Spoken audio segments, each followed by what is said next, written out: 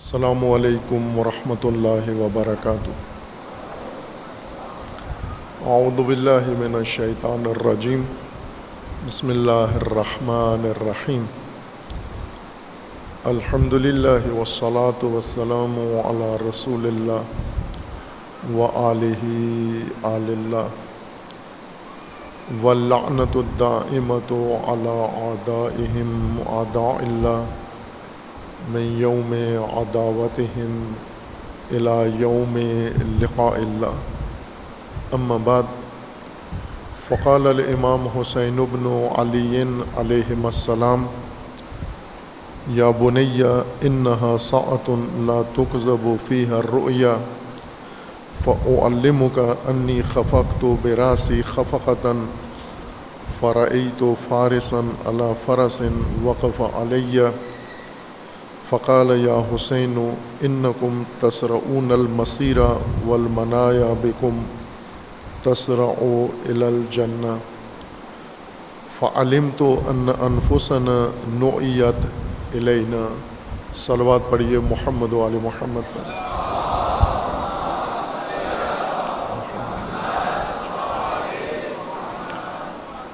اللہ تبارک و تعالی تمام مومنین و مومنات کو اپنے حفظ و امان میں محفوظ فرمائے۔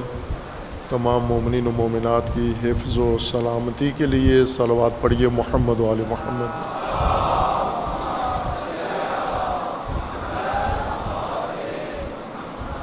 سید الشہداء حضرت امام حسین علیہ الصلاۃ والسلام کا کلام نورانی و فرمان گرامی جو آپ نے منزل ثعلبیہ میں حضرت علی اکبر علیہ السلام کے سوال کے جواب میں بیان فرمایا ہے، سرنامہ کلام قرار دیا ہے، ان سلسلہ مجالس کے لیے سید الشہداء علیہ الصلاۃ والسلام منزل ثعلبیہ میں پہنچے۔ حضرت مسلم ابن عقیل و جناب ہانی ابن عروہ رضوان اللہ تعالی علیہما کی خبر شہادت ملی، اور اس کے بعد دوسرا واقعہ منزل ثعلبیہ میں یہ رونما ہوا کہ امام علیہ السلام نے کاروان کو، قافلے کو پڑاؤ ڈالنے کے لیے، اترنے کے لیے حکم دیا۔ کاروان اتر گیا اور امام علیہ السلام استراحت کے لیے، آرام کے لیے، مختصر وقت کے لیے امام نے ٹیک لگائی اور نیند آ گئی، اونگ آ گئی امام کو۔ ظہر کا وقت تھا، 22 ذی الحجہ کا دن تھا یہ، اور امام علیہ السلام نے اس اونگ میں، اس نیند کے مختصر وقفے میں دیکھا کہ ایک گھوڑا سوار امام کے سامنے آیا ہے اور امام کو آ کر کہہ رہا ہے کہ اے حسین، آپ منزل کی طرف تیزی سے بڑھ رہے ہیں اور موت تیزی سے آپ کو لے کے جنت کی طرف بڑھ رہی ہے۔ امام علیہ السلام یہ پیغام سن کر بیدار ہوئے، گریہ فرمایا اور انا للہ و انا الیہ راجعون پڑھا۔ حضرت علی اکبر علیہ السلام جو امام حسین علیہ السلام کے قریب تشریف فرما تھے، امام علیہ السلام سے سبب پوچھا اس مقام پر گریہ کا اور آیت استرجاع کا، انا للہ و انا الیہ راجعون پڑھنے کا سبب پوچھا۔ امام علیہ السلام نے یہ خواب سنا دی حضرت علی اکبر علیہ السلام کو کہ بیٹا، خواب میں مجھے یہ منظر دیکھنے کو ملا، اس سے میں نے یہ پیغام سمجھا کہ ہماری موت کا وقت آ گیا ہے، ہمارے لیے موت آمادہ ہے اور ہم موت کی طرف جا رہے ہیں۔ اس پر حضرت علی اکبر علیہ السلام نے بابا کی خدمت میں عرض کی، فقال لہ ابنہ علی علیہ السلام یا ابت افلسنا علی الحق، بابا جان کیا ہم حق پر نہیں ہیں؟ سید الشہداء علیہ الصلاۃ والسلام نے جواب میں فرمایا، قال بلا یا بنیہ، کیوں نہیں میرے پیارے بیٹے، ہم حق پر ہیں۔ والذی الیہ مرجع العباد، اس اللہ کی، رب کی، معبود کی قسم جس کی طرف تمام انسانوں اور تمام بندوں کی بازگشت و برگشت ہے، ہم حق پر ہیں۔ فقال ابنہ علی علیہ السلام اذن لا نبالی الموت، حضرت علی اکبر علیہ السلام نے فرمایا بابا ہم حق پر ہیں، پھر ہمیں موت کی کوئی پرواہ نہیں ہے، موت کا کوئی خوف نہیں ہے۔ فقال الحسین علیہ السلام، سید الشہداء علیہ السلام نے بیٹے کا حضرت علی اکبر کا یہ جواب سنا تو فرمایا جزاک اللہ انی یا بنی خیر ما جزا بہ ولد عن والد۔ حضرت حسین علیہ السلام نے سید الشہداء نے فرمایا بیٹا بہترین جزا جو فرزند کو، بیٹے کو، اولاد کو والدین کی طرف سے اور والد کی طرف سے پہنچ سکتی ہے، اللہ تبارک و تعالیٰ وہ خیر الجزا آپ کو عطا فرمائے۔ آپ مومنین کی خدمت میں عرض ہوا ہے کہ یہ مختصر سا مکالمہ امام حسین علیہ السلام اور حضرت علی اکبر علیہ السلام کے مابین یہ کربلا کے راز ہے، کربلا کی رمز ہے، یہ کربلا کا سر ہے، یہ واقعہ نہیں ہے، یہ معمول کی ملاقاتوں میں تبادلہ ہونے والے الفاظ یا جملات و خطبات نہیں ہیں جو سید الشہداء علیہ السلام نے دیگر لوگوں سے اور ملاقاتیوں سے بیان فرمائے۔ اس میں بنیادی نقطہ یہ ہے کہ ہم موت کی طرف جا رہے ہیں اور موت ہمارے سامنے ہے اور اب موت یقینی ہو گئی ہے، بس ایک چیز مسلم و کنفرم ہونی ہے اور وہ یہ کہ ہم حق پر ہیں۔ اگر ہم حق پر ہیں پھر کوئی پرواہ نہیں ہے، موت ہماری طرف آ جائے یا ہم موت کی طرف آ جائیں۔ یہ بنیاد بنی ہے کربلا کی، حق پر ہونا، اور حق نے امام حسین علیہ السلام کو مدینہ سے مکہ، مکہ سے کوفہ، کوفہ سے کربلا پہنچایا۔ حق چونکہ امام حسین علیہ السلام، اہل البیت علیہ السلام، حضرت علی اکبر و دیگر اولاد سید الشہداء کی و بنی ہاشم یہ پرورش یافتہ حق کے ہیں، ان کی تربیت حق کے ذریعے ہوئی ہے اور حق کے ماحول میں ہوئی ہے۔ باقی لوگ، ہم لوگ، ہماری تربیت ایک تہذیب نے کی ہے، ایک سماج نے کی ہے، اور اس سماج کی بنیاد مفاد پرستی ہے، حق پرستی نہیں ہے، خود غرضی ہے۔ ہم جس ماحول کے پروردہ ہیں، جس گھر میں پیدا ہوئے ہیں، جن والدین نے ہماری پرورش کی ہے، جو خاندان قبیلہ ہمارا تھا، وہ ایک جیسا ہی ہے سب کا، تمام پاکستانیوں کا، خواہ وہ شیعہ ہوں یا سنی ہوں، ایک مخصوص معین تہذیب میں ہم پیدا ہوتے ہیں اور اسی کی بنیاد پر ہماری زندگی گزرتی ہے۔ لیکن اہل البیت علیہ السلام کا خاندان اور اہل البیت علیہ السلام کے جوانان حق کی بنیاد پر ان کی تربیت و ان کی پرورش ہوئی ہے، حق مدار ہیں اور حق محور ہیں، فقط حق ان کا پیمانہ ہے، حق ان کا میزان ہے، حق ان کی بنیاد ہے۔ اس لیے ساری زندگی حق پر گزاری، حق کے ساتھ گزاری، اور حق پر ہر مصیبت آئی، ہر امتحان آیا، ہر آزمائش آئی، انہوں نے برداشت کی اور اسے گلے لگایا، حتیٰ کہ موت بھی اگر آ جائے۔ موت سب سے دشوار مرحلہ انسان کے لیے، معمولی آدمی کے لیے سب سے سخت انجام یا مرحلہ موت ہوتا ہے۔ اگر موت سامنے آ جائے تو انسان ہٹ جاتا ہے، اس راستے کو چھوڑ دیتا ہے، ہدف کو چھوڑ دیتا ہے، مسلک کو چھوڑ دیتا ہے، مذہب کو چھوڑ دیتا ہے۔ سختیاں اور خصوصاً موت جیسی سختی جب انسان کے سامنے آ جائے، لیکن مکتب اہل البیت، مکتب رسول اللہ، مکتب قرآن، مکتب امام حسین علیہ السلام، وہ ایسا نہیں ہے کہ جب موت کا ڈر نہ ہو تو آپ حق کی بات کرو اور جب موت بیچ میں آ جائے تو آپ حق کو چھوڑ دو۔ واضح فرق کربلا میں، عاشورہ میں حاضر لوگوں میں اور عاشورہ و کربلا میں غیر حاضر قوم میں۔ غیر حاضر لاکھوں کی تعداد میں ہیں، اور حاضر 72 تن ہیں، اہل البیت علیہ السلام کے علاوہ جو شہداء ہیں وہاں 72 تن ہیں۔ یہ لوگ میدان میں حاضر ہیں اور باقی میدان سے غیر حاضر ہیں۔ مختلف دلیلیں ہیں لوگوں کے پاس، مختلف جواز ہیں، لیکن بنیادی بات یہ ہے کہ حق پر سست ہیں، حق پر قائم نہیں ہیں، حق کی خاطر مصائب کو گلے لگانے والے نہیں ہیں۔ جب موت نہ ہو، خطرہ نہ ہو تو حق کی بات کرتے ہیں، لیکن جب خطرات آ جائیں اس وقت موت کو چھوڑ دیتے ہیں۔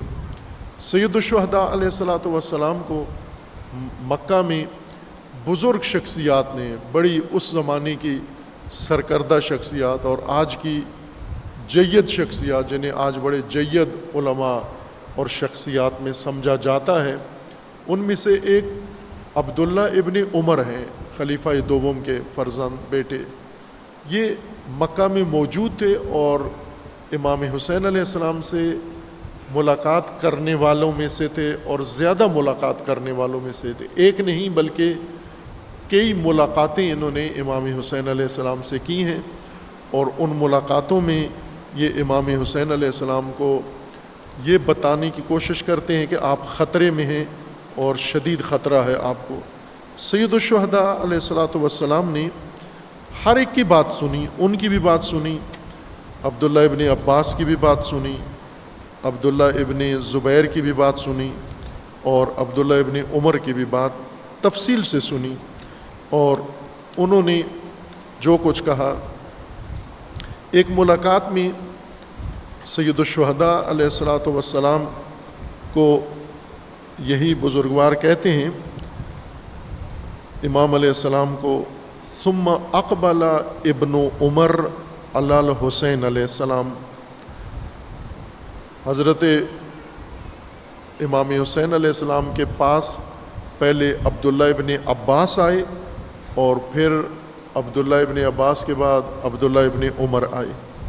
روایت مفصل ہے، ہم پہلے یہ پڑھ چکے ہیں، صرف میں ربط کلام کے لیے اور اشارے کے لیے کہ امام حسین علیہ السلام کا موقف اس نصیحت اور اس مشورے کے مقابلے میں کیا تھا۔ پھر عبداللہ ابن عمر آئے امام حسین علیہ السلام کے پاس، فقال یا ابا عبداللہ مہلا اما قد عزمت علیہ، رک جاؤ اے ابی عبداللہ، اے حسین رک جاؤ، جو ارادہ کیا ہے، جو فیصلہ کیا ہے آپ نے، اسے چھوڑ دو، رک جاؤ اس سے۔ ورجع من ہنا الی المدینہ، اور یہیں سے مکہ سے ہی کوفہ کے بجائے مدینہ واپس پلٹ جائیں اور آگے نہ جائیں۔ وادخل فی صلح القوم، اور بنو امیہ کے ساتھ صلح کر لیں، مصالحت کر لیں آپ۔ ولا تغب عن وطنک، اور اپنے شہر، اپنے وطن، اپنے گھر سے دور مت ہوں، غائب مت ہوں۔ وحرم جدک رسول اللہ صلی اللہ علیہ وآلہ وسلم، رسول اللہ کے حرم سے بھی دور نہ ہو، نہ اپنے اہل البیت کو دور کریں۔ ولا تجعل لہؤلاء الذین لا خلاق لهم علی نفسک حجۃ وسبیلا، اور یہ قوم مراد بنو امیہ ہیں کہ جن کو آپ پر کوئی برتری، کوئی حق حاصل نہیں ہے، کوئی ان کے اوپر آپ کو تسلط نہیں ہے، ان کو اپنے اوپر مسلط نہ کریں، ان کو آپ اپنے اوپر حملے کے موقع نہ دیں۔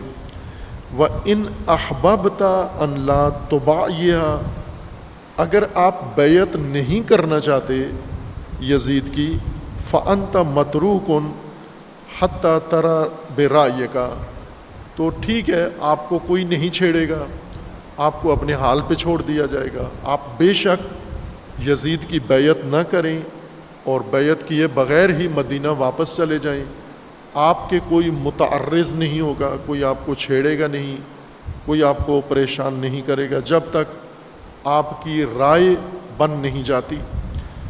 فإن یزید ابن معاویہ عسیٰ ان لا یعیش الا قلیلا، عبداللہ ابن عمر خلیفہ دوم کے فرزند کہہ رہے ہیں کہ آپ یزید کی موت کا انتظار کریں، بیعت بھی نہ کریں اور ان کے خلاف قیام بھی نہ کریں، اپنا ارادہ بدل دیں اور آپ انتظار کریں یزید کی موت کا۔ ایک دن تو اس نے مرنا ہے، اور جب یہ مر جائے اور یہ زیادہ زندہ نہیں رہے گا، ان لا یعیش الا قلیلا، ممکن ہے یہ زیادہ زندہ نہ رہے، فیکفیک اللہ امرا، تو اس وقت اللہ نے جو راستہ تمہارے لیے بنانا ہے، اللہ نے جو سبب پیدا کرنا ہے، اس کے مطابق آپ نے عمل کرنا ہے۔ فقال الحسین علیہ السلام، یہ سن کر امام حسین علیہ السلام کا اب یہ لہجہ منفرد ہے، یہ لہجہ امام نے کسی کے مقابلے میں اختیار نہیں کیا، اور یہاں پر فرمایا اف لہذا الکلام ابدا ما دامت السماوات والارض، اف ہو اس کلام پر، اس بات پر، اس سوچ پر، ابداً جب تک زمین و آسمان ہیں، اس کلام پر اف ہو۔ اسألک باللہ یا عبداللہ، میں آپ سے سوال کرتا ہوں اے بندہ خدا عبداللہ ابن عمر خلیفہ دوم کے فرزند، میں آپ سے پوچھتا ہوں، انا عندک علی خطأ من امری ھذا، مجھے یہ بتاؤ کہ میں خطا پر ہوں جس سے مجھے روک رہے ہو، اور میں یزید کی بیعت کا انکار کر کے اب نکلا ہوں یزید کے مقابلے کے لیے یا یزید کے مخالفت میں، کیا میں خطا پر ہوں؟ دین کی نگاہ سے، قرآن کی نگاہ سے، رسول اللہ کی نگاہ سے، آپ کی نگاہ سے، آپ جو خود بھی بڑی شخصیت ہو اور بڑی شخصیت کے بیٹے ہو، خلیفہ کے بیٹے ہو، اور بڑا نام ہے آپ کا، صحابہ میں سے ہو، برجستہ و جید لوگوں میں سے ہو، آپ یہ بتاؤ کہ کیا میں خطا پر ہوں؟ فَإِن كُنْتُ عِنْدَكَ عَلَى خَطَئٍ فَرُدَّنِي، اگر آپ امام حسین علیہ السلام عبداللہ ابن عمر کو کہہ رہے ہیں کہ اگر آپ کہہ دو کہ میں خطا پر ہوں، آپ کے نزدیک، آپ کی رائے کے مطابق اگر میں خطا پر ہوں تو مجھے بتا دو۔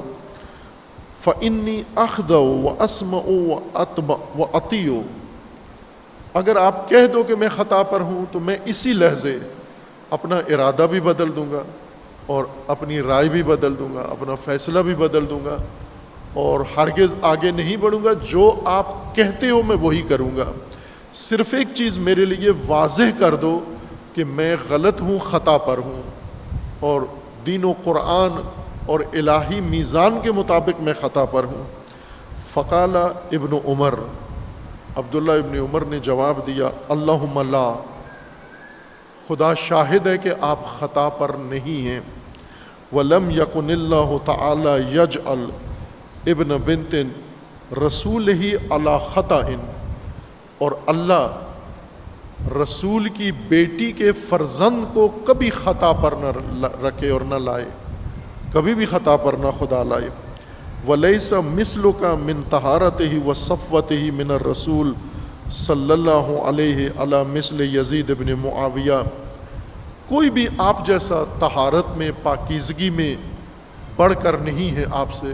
آپ کا خاندان، آپ کی شخصیت، آپ کا مقام بہت بلند تر ہے، اور یزید ابن معاویہ جیسے لوگوں کے ساتھ آپ کا کوئی قیاس نہیں ہے باسم الخلافہ۔ ولیکن اخشا، اب عبداللہ ابن عمر کہتے ہیں کہ میں یہ نہیں کہوں گا، اللہ کی قسم آپ خطا پر نہیں ہیں، اور نہ اللہ آپ کو خطا پر رکھے، اور نہ ہو سکتا ہے آپ پاکیزہ ہستی ہو، پاکیزہ شخصیت ہو، ولیکن مجھے خوف ہے، ولیکن اخشا ان یضرب وجہک حاذل حسن الجمیل بالسیوف یا یضرب وجہک، مجھے ڈر یہ ہے کہ یہ آپ کا حسین چاند جیسا نورانی خوبصورت چہرہ یہ زخمی ہو جائے، اس پہ چوٹیں آ جائیں، اس کو یزید اور بنو امیہ کی طرف سے نقصان پہنچے۔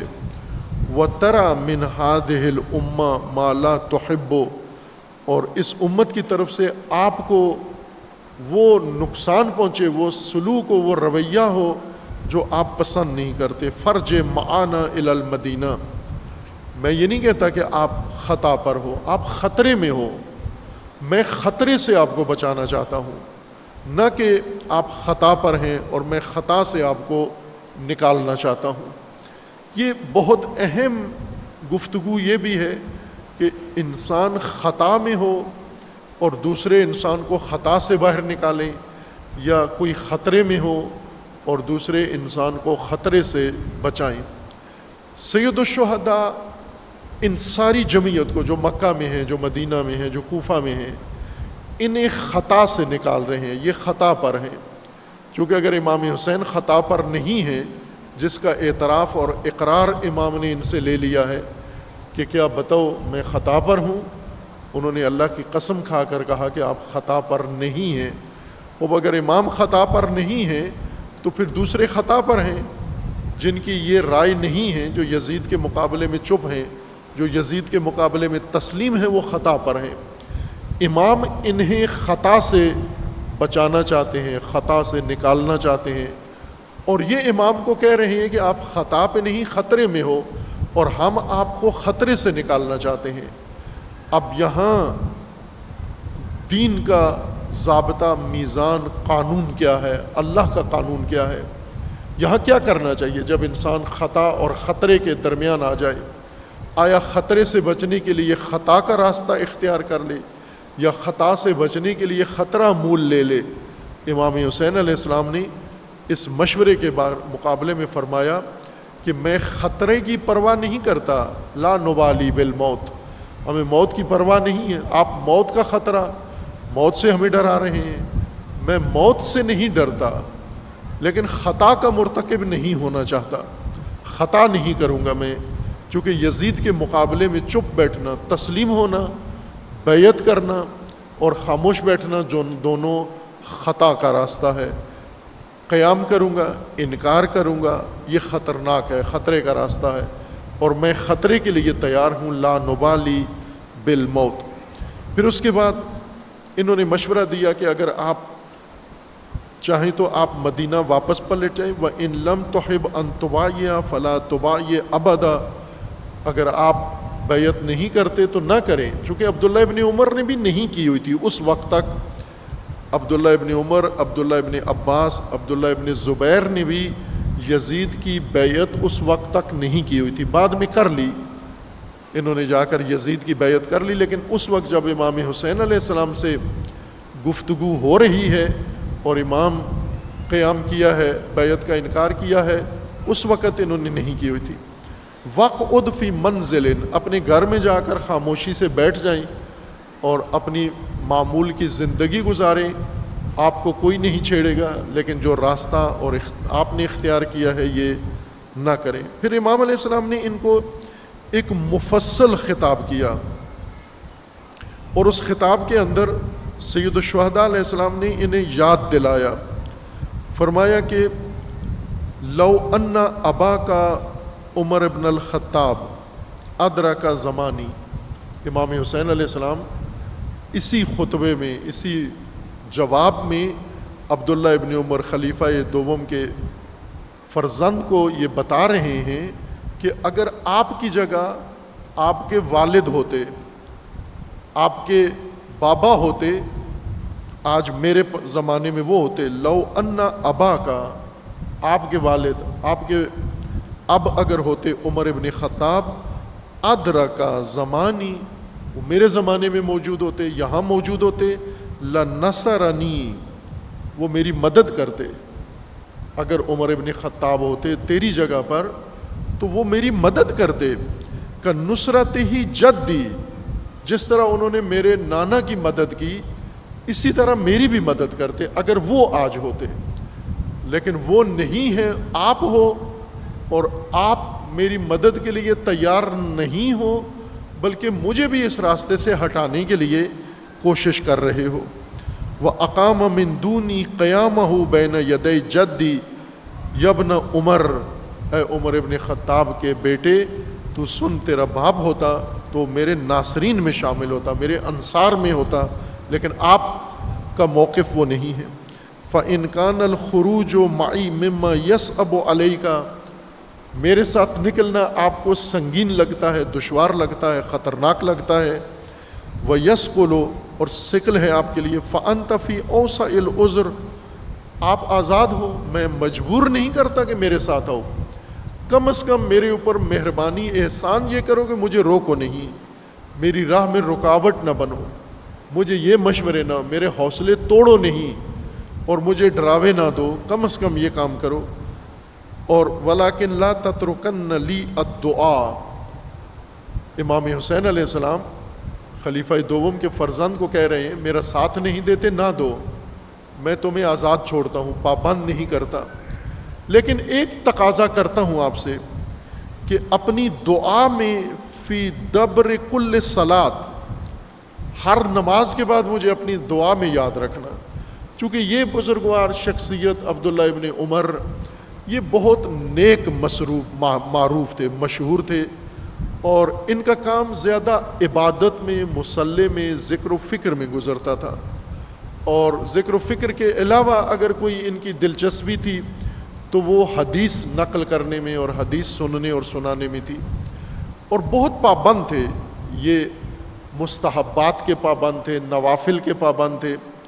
ان کے بارے میں ہے کہ یہ واحد وہ شخصیت ہیں جنہوں نے ڈھونڈ ڈھونڈ کے جگہیں جہاں پر رسول اللہ نے اپنی زندگی میں مختلف اوقات میں، سفر میں، حضر میں، جنگ میں یا معمولی حالات میں، جہاں نماز کا وقت ہوتا تھا اور رسول اللہ نے نماز جہاں جہاں پڑھی ہے، یہ ڈھونڈ ڈھونڈ کے جگہ پوچھ پوچھ کے وہاں جاتے اور وہاں ضرور نماز پڑھتے، نماز واجب کا وقت نہ ہوتا تو نوافل وہاں پر ضرور پڑھتے، اور لوگ ان پر اعتراض بھی کرتے، تنقید بھی کرتے کہ یہ تو رسول اللہ نہیں کہہ کے گئے کہ جہاں جہاں میں نے نمازیں پڑھی ہیں وہاں پر آ کر آپ لوگ بھی نمازیں پڑھیں، لیکن یہ نہیں سنتے تھے ان کی باتیں، اور ان کے دل کو سکون اس وقت ملتا تھا جب جہاں رسول اللہ نے نماز پڑھی ہے وہاں پڑھیں۔ کبھی کبھی حج کے موقع پر یہ باقی لوگوں سے علیحدہ ہو جاتے، کسی اور جگہ، لوگ کسی اور جگہ نماز پڑھ رہے ہیں، یہ کسی اور جگہ پڑھ رہے ہوتے، ان سے پوچھا جاتا کہ یہاں کیوں پڑھ رہے ہو، تو کہا کہ اس لیے میں نے دیکھا ہے کہ رسول اللہ نے یہاں نماز پڑھی تھی، اس لیے میں اس جگہ پر پڑھتا ہوں۔ اتنے پابند تھے عبادات کے اور دعا و ذکر و فکر و مناجات کے، اس لیے سید الشہداء انہیں کہہ رہے ہیں کہ ہر نماز کے بعد میرے لیے دعا کرنا۔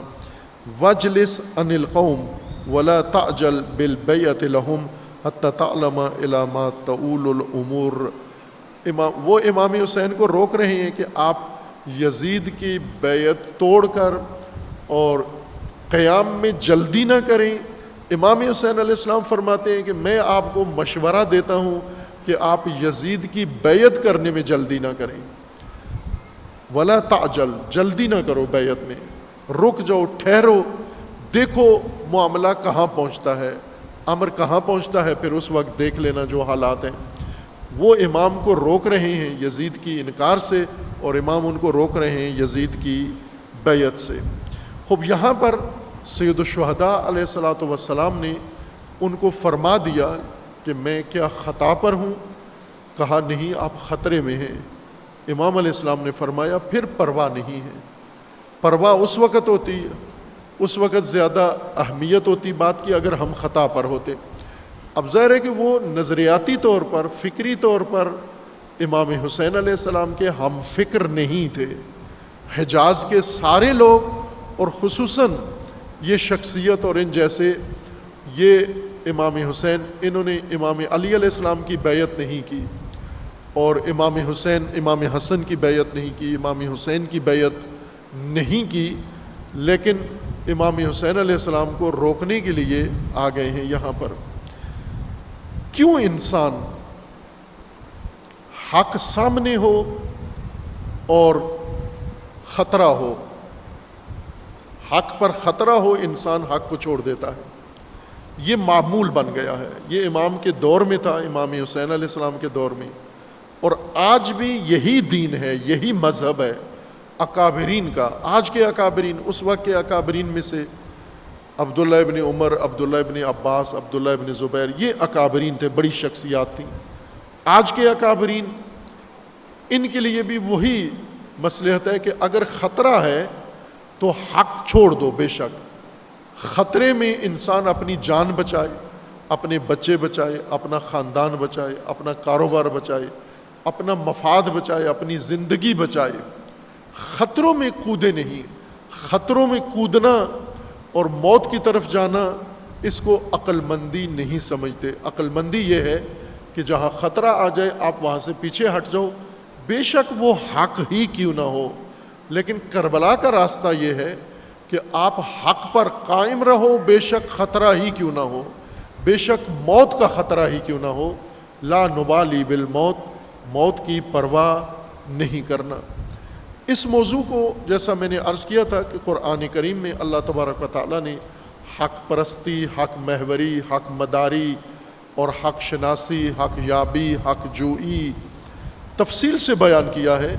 لیکن قرآن کریم کے بعد سب سے زیادہ اور خوبصورت طریقے سے امیر المومنین علیہ الصلاۃ والسلام نے اس موضوع کو حق شناسی, حق پرستی, حق محوری اور حق مداری کو بیان کیا ہے. قرآن کریم کی لگ بھگ 300 کے قریب آیات ہیں حق کے بارے میں, اور نہج البلاغہ میں 300 سے زیادہ, 400 سے بھی زیادہ مطالب, جملات ہیں, خطبات ہیں حق کے بارے میں, جہاں امیر المومنین علیہ السلام نے حق کا تذکرہ کیا ہے.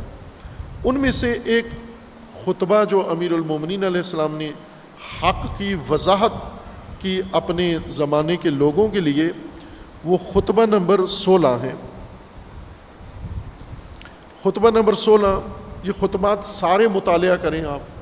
موبائل میں نہج البلاغہ اور قرآن رکھ لیں. آپ کو گاڑی میں بیٹھے ہوئے, بس میں, گاڑی میں وقت ملتا ہے, اور اکثر میں نے دیکھا ہے اس وقت لوریوں کو دیکھا ہے, پورا پاکستان ایسے ہے کہ راستہ چل رہے ہوں تو موبائل سامنے ہوتا ہے, اور گاڑی میں بیٹھے ہوں تو موبائل کھلا ہوا سامنے ہوتا ہے, کھانا کھا رہے ہوں موبائل سامنے کھلا ہوا ہوتا ہے, مجلس میں ہوں موبائل سامنے کھول کے رکھتے ہیں. موبائل پر سب سے زیادہ نظریں ہوتی ہیں. اور کیا موبائل میں دیکھ رہے ہیں؟ اگر کہیں بہت اچھی چیزیں دیکھ رہے ہیں تو جو پیغامات ان کو آ جا رہے ہیں, کسی کے ساتھ رابطے میں ہیں, وہ ان کو میسج کر رہے ہیں, واٹس ایپ آپ کر رہے ہو وہ کھول رہا ہے. یہ تو وہ لوگ ہیں جو کوئی اچھی مصروفیت ہے گویا ان کی, لیکن ممکن ہے انہوں نے کوئی اور چیز کھولی ہوئی ہو اور اس کے اندر غرق ہیں. جب آپ کا زیادہ وقت موبائل پہ گزرتا ہے تو کیوں نہ پھر موبائل پہ زیادہ وقت قرآن میں گزرے آپ کا, زیادہ وقت نہج البلاغہ میں گزرے آپ کا, زیادہ وقت امام حسین علیہ الصلاۃ والسلام کے خطبات میں گزرے, اور زیادہ وقت اہل البیت علیہ السلام کی تعلیمات میں گزرے. یہ چیزیں اپنے موبائل میں ڈاؤن لوڈ کر لو, یہ ایپس نکال لو, اور بہت خوبصورت ہیں. کتابوں سے زیادہ آسان ہے موبائل سے یا انٹرنیٹ سے دینی منابع کو دیکھنا. نہج البلاغہ بالخصوص موضوعات اس کے الگ الگ کر دیے گئے ہیں, ان کو مطالعہ میں رکھو, مسلسل مطالعہ, سال بھر مطالعہ کرو, ہر فرصت اور وقت میں نہج البلاغہ آپ کے مطالعہ میں رہے.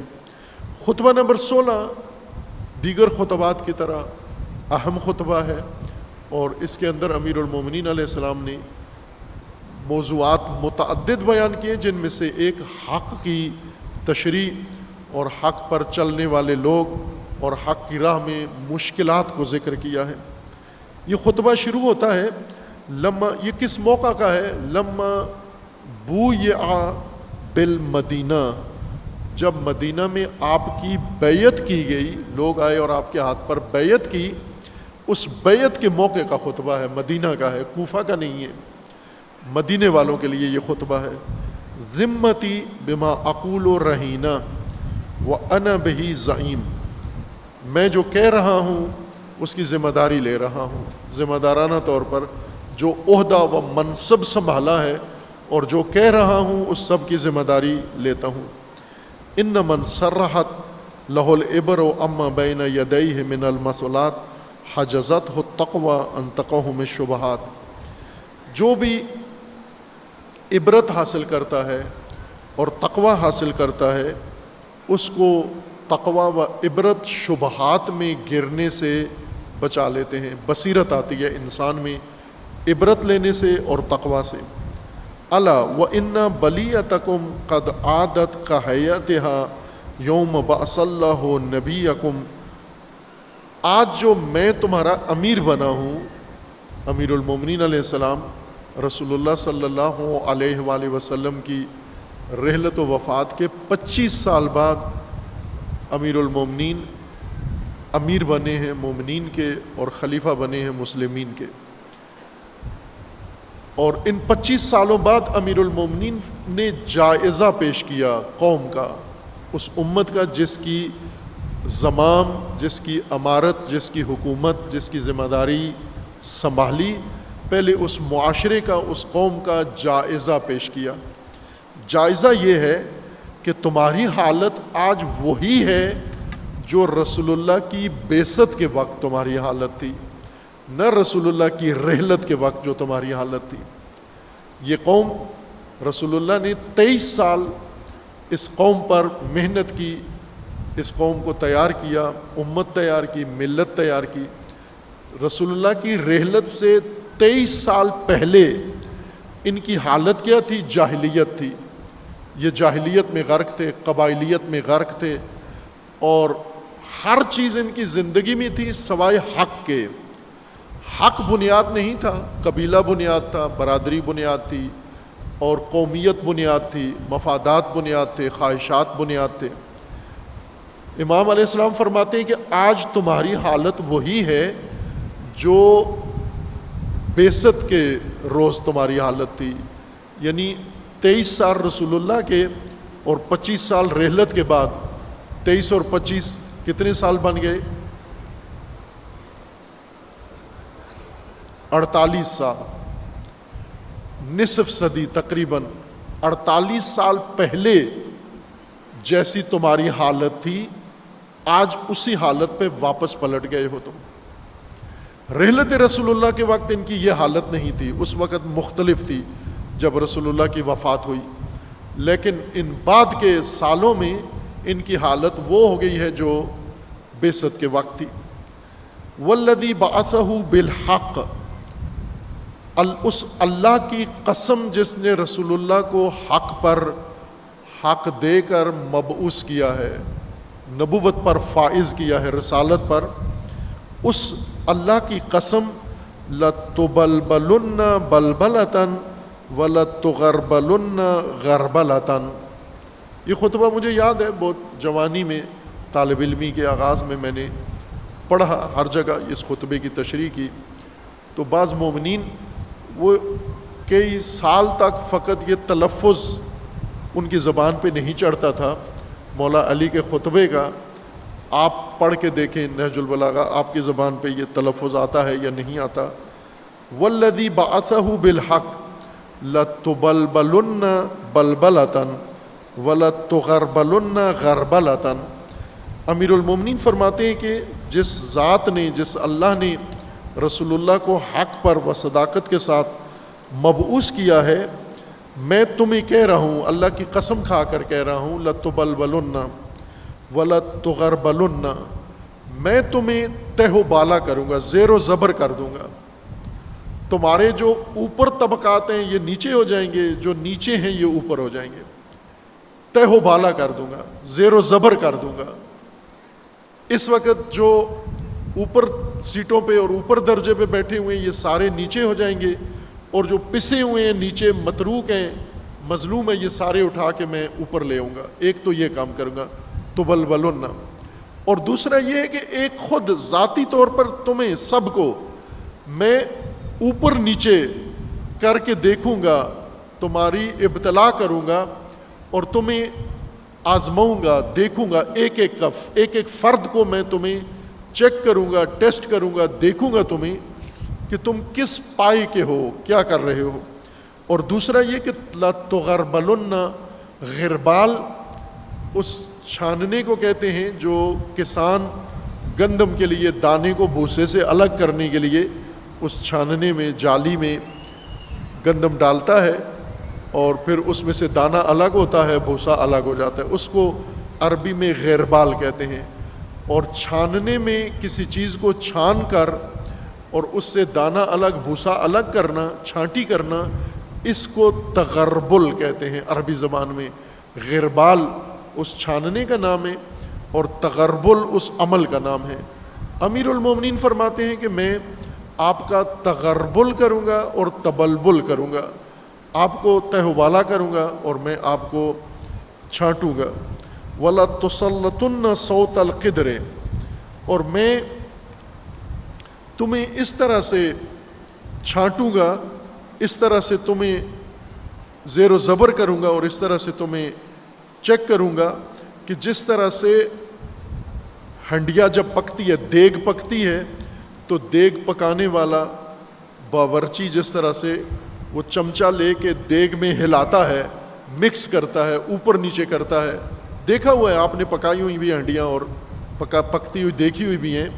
امیر المومنین فرماتے ہیں کہ میں اس طرح تمہیں اوپر نیچے کروں گا جس طرح دیگ میں جو پک رہا ہوتا ہے مواد، اس کو اوپر نیچے کیا جاتا ہے۔ وَأَعْلَى حَتَّى يَعُودَ أَسْفَلُكُمْ أَعْلَاكُمْ، تاکہ تمہارے جو نیچے طبقات ہیں پسے ہوئے یہ اوپر ہو جائیں گے، اور اوپر والے وَأَعْلَاكُمْ أَسْفَلَكُمْ وَلَيَسْبِقَنَّ السَّابِقُونَ كَانُوا قَصَرُوا، اور وہ جو سبقت رکھتے تھے جنہیں پیچھے کر دیا گیا ہے، جو دین میں سبقت رکھتے تھے، جو جہاد میں سبقت رکھتے تھے، جنہیں پیچھے کر دیا گیا ہے، میں انہیں دوبارہ لا کے آگے کھڑا کروں گا جو سبقت میں تھے۔ اور جو پیچھے تھے اور ان کی کوئی سبقت نہیں تھی، کوئی خدمت نہیں تھی، میں ان کو آگے کھڑے ہوئے انہیں اٹھا کے پیچھے کر دوں گا میں۔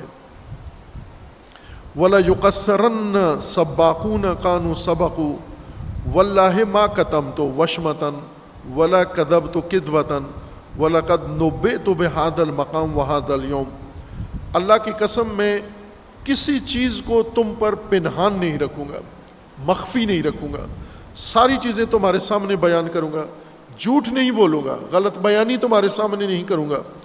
اور یہ مجھے بشارت پہلے سے دی گئی تھی اس دن کی اور اس مقام کی، اور آج میں تمہاری زمام سنبھال کے اب تمہیں اسی طرح بناؤں گا جس طرح رسول اللہ نے جاہلیت سے نکال کر تمہاری اصلاح کی تھی۔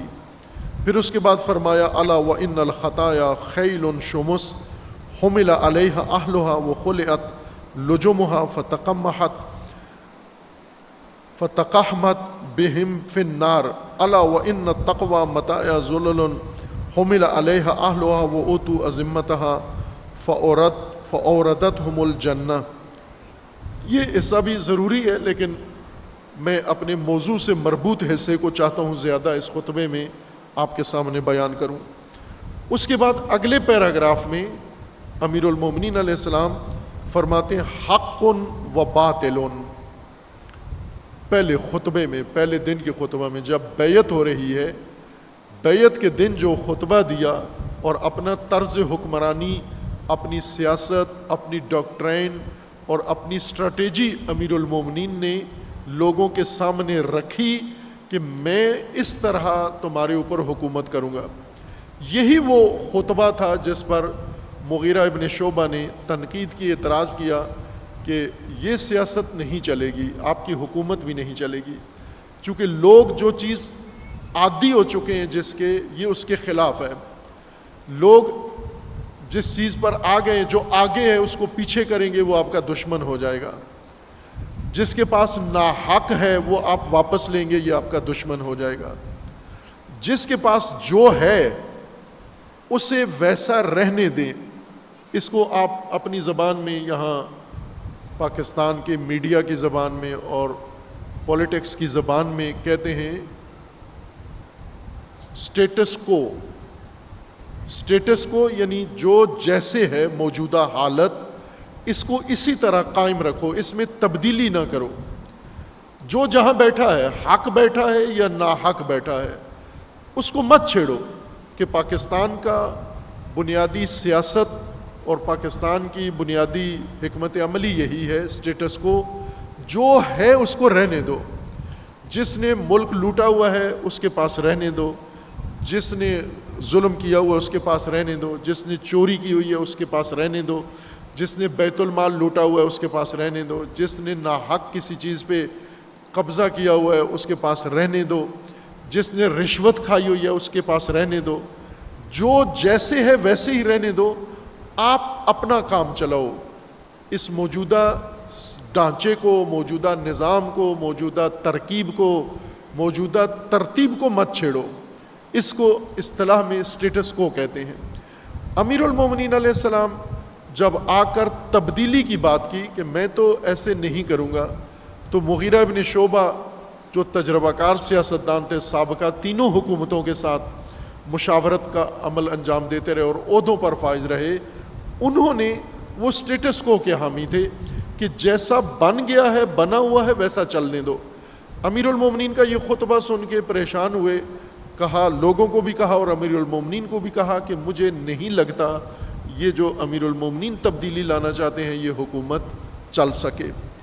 اب امیر المومنین علیہ السلام نے آ کر دو ٹوک لفظوں میں ان کو کہہ دیا کہ میں تبلبل تمہارا کروں گا، تغربل تمہارا کروں گا، تسلط تمہارا کروں گا، تہ و بالا کروں گا تمہیں، اور میں آگے پیچھے کروں گا۔ جو سبقت رکھتے تھے، جن کو رسول اللہ نے سبقت دی اور آج پیچھے ہیں، میں انہیں آگے لے آؤں گا، اور رسول اللہ نے جن کو پیچھے کیا اور آج آگے ہیں، میں انہیں پیچھے لے آؤں گا، اور جو چیز ناحق جہاں بھی ہے میں اس کو وہاں سے ہٹا کے اپنی جگہ پر لے آؤں گا۔ یہ عدالت ہے۔ یہ حق و باطل، لوگوں سمجھ لو، جان لو کہ اس وقت آپ کے سماج میں، یعنی امیر المومنین جب 35 ہجری میں اقتدار سنبھالا اور لوگوں کو کہا کہ تمہاری حالت وہی ہے جو بعثت کے وقت تھی، اس زمانے میں فرما رہے ہیں کہ ابھی موجود اسی معاشرے کے اندر، مدینہ کے اندر اور اسلامی مملکت اور ریاست کے اندر حق و باطل، حق بھی ہے اور باطل بھی ہے۔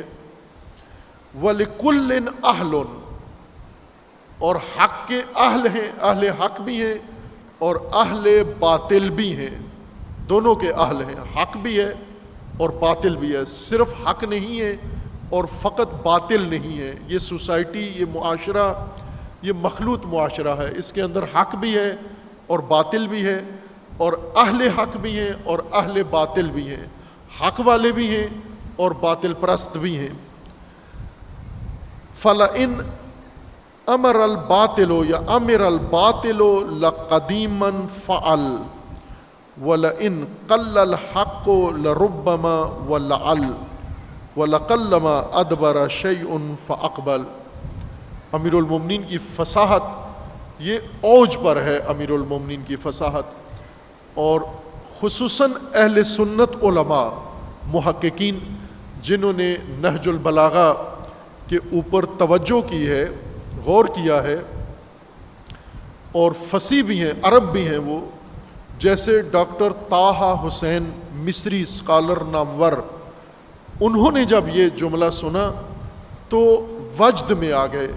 جس طرح آپ نے ملنگ کو دیکھا ہے، نوبت بجتی ہے، جب طبلہ بجتا ہے تو وجد میں آ جاتا ہے، وہ ہر ایک کو متاثر کرنے والی چیز ہے۔ ملنگ کو نوبت بہت متاثر کرتی ہے، طبلہ بجے نوبت کی شکل میں تو وجد میں آ جاتا ہے، رقص شروع کر دیتا ہے۔ ایک محقق اور ایک اسکالر کو جب حقیقت ملے اور جب اسے ادب و فصاحت ملے تو وہ وجد میں آ جاتا ہے، وہی ملنگ والی کیفیت اس کی ہو جاتی ہے۔ ڈاکٹر طٰہٰ حسین کی یہی کیفیت، علی علیہ السلام کے یہ نورانی خطبے پڑھ کر وہی کیفیت ہو جاتی ہے، اور یہی حالت دوسروں کے بھی ہے۔ ڈاکٹر نعیمہ کی یہی حالت ہوتی ہے، ڈاکٹر جارج جرداق مسیحی، اس کی یہی حالت ہو جاتی ہے، جنہوں نے صوت العدالت الانسانیہ کتاب لکھی ہے، اور جنہوں نے علی و بنوہ کتاب لکھی ہے، اور جنہوں نے اور امیر المومنین اور نہج البلاغہ کے حقائق دریافت کیے اور ان پر کتابیں کی، جیسے شیخ محمد عبدو، مفتی اعظم مصر کے، اہل سنت کے مفتی اعظم، صاحب تفسیر المنار، جب وہ نہج البلاغہ پڑھتے ہیں تو وجد میں آ جاتے ہیں۔ خوب عزیزان، یہ حصہ، یہ ٹکڑا خصوصاً حق و باطل کے بارے میں، یہ ادیبوں کے لیے بہت متاثر کن ہے۔ حق و باطل، لوگوں یہ عوام میں یہ خطبہ دے رہے ہیں، ادیبوں کے سامنے، اسکالرز کے سامنے، فلاسفہ کے سامنے خطبہ نہیں ہے، ادیبوں کے سامنے ہے۔ حق و باطل، حق ہے و باطل ہے، وَلِكُلٍّ أَهْلٌ، اور ہر ایک کے اہل ہیں، اہل حق بھی ہیں اور اہل باطل بھی ہیں۔ لیکن عملی طور پر جو صورتحال ہے، فَلَئِنْ أَمِرَ الْبَاطِلُ لَقَدِيمًا فَعَلْ، اگر باطل طاقت میں آ گیا ہے، باطل کی طاقت ہے، قوت ہے، اقتدار ہے اور زمام اس کے پاس آ گئی ہے، تو یہ کوئی اچنبے کی بات نہیں ہے، یہ کوئی نئی بات نہیں ہے۔ لَقَدِيمًا فَعَلْ، قدیم سے ایسا ہی ہوتا آیا ہے کہ باطل اور اہل باطل مختلف وجوہات کی بنا پر قدرت میں آ جاتے ہیں، اقتدار میں آ جاتے ہیں، طاقت میں آ جاتے ہیں، حکومت میں آ جاتے ہیں۔ یہ ہوتا رہا ہے، اس میں کوئی تعجب کی بات نہیں ہے۔ فَلَئِنْ أَمِرَ الْبَاطِلُ لَقَدِيمًا فَعَلْ، قدیم سے ایسے ہی ہوتا آیا ہے کہ باطل مختلف وجوہات سے قدرت و طاقت میں آ جاتا ہے۔ یہاں پر اب بہت اہم نکتہ یہ ہے کہ وہ کون سے اسباب ہیں جن کی وجہ سے باطل طاقت میں آ جاتا ہے، اقتدار میں آ جاتا ہے، قدرت حاصل کر لیتا ہے، قوت حاصل کر لیتا ہے اور چھا جاتا ہے معاشرے پر، لوگوں پر، مسلمانوں پر، امت پر، سرزمینوں پر باطل کا قبضہ ہو جاتا ہے۔ کیوں ہوتا ہے؟ یہ راز خطبہ نمبر 25 میں امیر المومنین نے فرما دیا ہے کہ باطل کب اور کیوں اور کیسے اقتدار میں آتا ہے۔ خطبہ نمبر 25 میں اس کی طرف بھی اشارہ کر دوں گا۔ ابھی خطبہ نمبر 16 مد نظر ہے، حق و باطل وَلِكُلٍّ أَهْلٌ فَلَئِنْ أَمِرَ الْبَاطِلُ لَقَدِيمًا فَعَلْ وَلَئِنْ قَلَّ الْحَقُّ لَرُبَّمَا وَلَعَلْ، اور اگر حق قلیل رہا ہے، تھوڑا رہا ہے، کمزور رہا ہے اور اہل حق بھی تھوڑے رہے ہیں گنتی میں، عدد میں، فَلَرُبَّمَا وَلَعَلْ، تو یہ بھی ہو سکتا ہے کہ حق والے تھوڑے ہونے کے باوجود ربما ولعل کہ یہ بھی طاقت میں آ جائیں تھوڑے ہوتے ہوئے بھی۔ باطل والے زیادہ ہیں، لقدیماً فعل، باطل طاقت میں آتا ہے تو قدیم سے ہم دیکھ رہے ہیں، فرعون طاقت میں آیا، نمرود طاقت میں آیا، دوسرا طاقت میں آیا، قرآن نے بتایا، تو یہ ہوتا آیا ہے اور ہوتا رہا ہے۔ لیکن حق تھوڑا رہا ہے تو یہ بھی قدیم سے ہے، حق والے ہمیشہ تھوڑے رہے ہیں، اہل حق تھوڑے رہے ہیں، حق کمزور رہا ہے۔ لیکن یہی کمزور حق لربما ولعل کہ یہ بھی ممکن ہے کہ یہ حق، قلیل حق، تھوڑا حق، کمزور حق بھی اقتدار میں آ جائے، یہ بھی حاوی ہو جائے، یہ بھی حاکم ہو جائے اور یہ بھی مسلط ہو جائے، یہ بھی ہو سکتا ہے۔ وَلَقَلَّمَا أَدْبَرَ شَيْءٌ فَأَقْبَلَ، لیکن ایک چیز ذہن میں رکھنا کہ ایک موقع اور فرصت جو آپ کے ہاتھ سے نکل گئی پھر واپس پلٹ کر نہیں آئے گی، یہ بھی قانون ہے اللہ تبارک و تعالیٰ کا۔ وَلَقَلَّمَا أَدْبَرَ شَيْءٌ، کسی شے نے اگر آپ کی طرف پشت کر لی اور آپ نے اس کی طرف پشت کر لی، پھر ممکن نہیں ہے کہ وہ واپس پلٹ کر آپ کے پاس دوبارہ آئے۔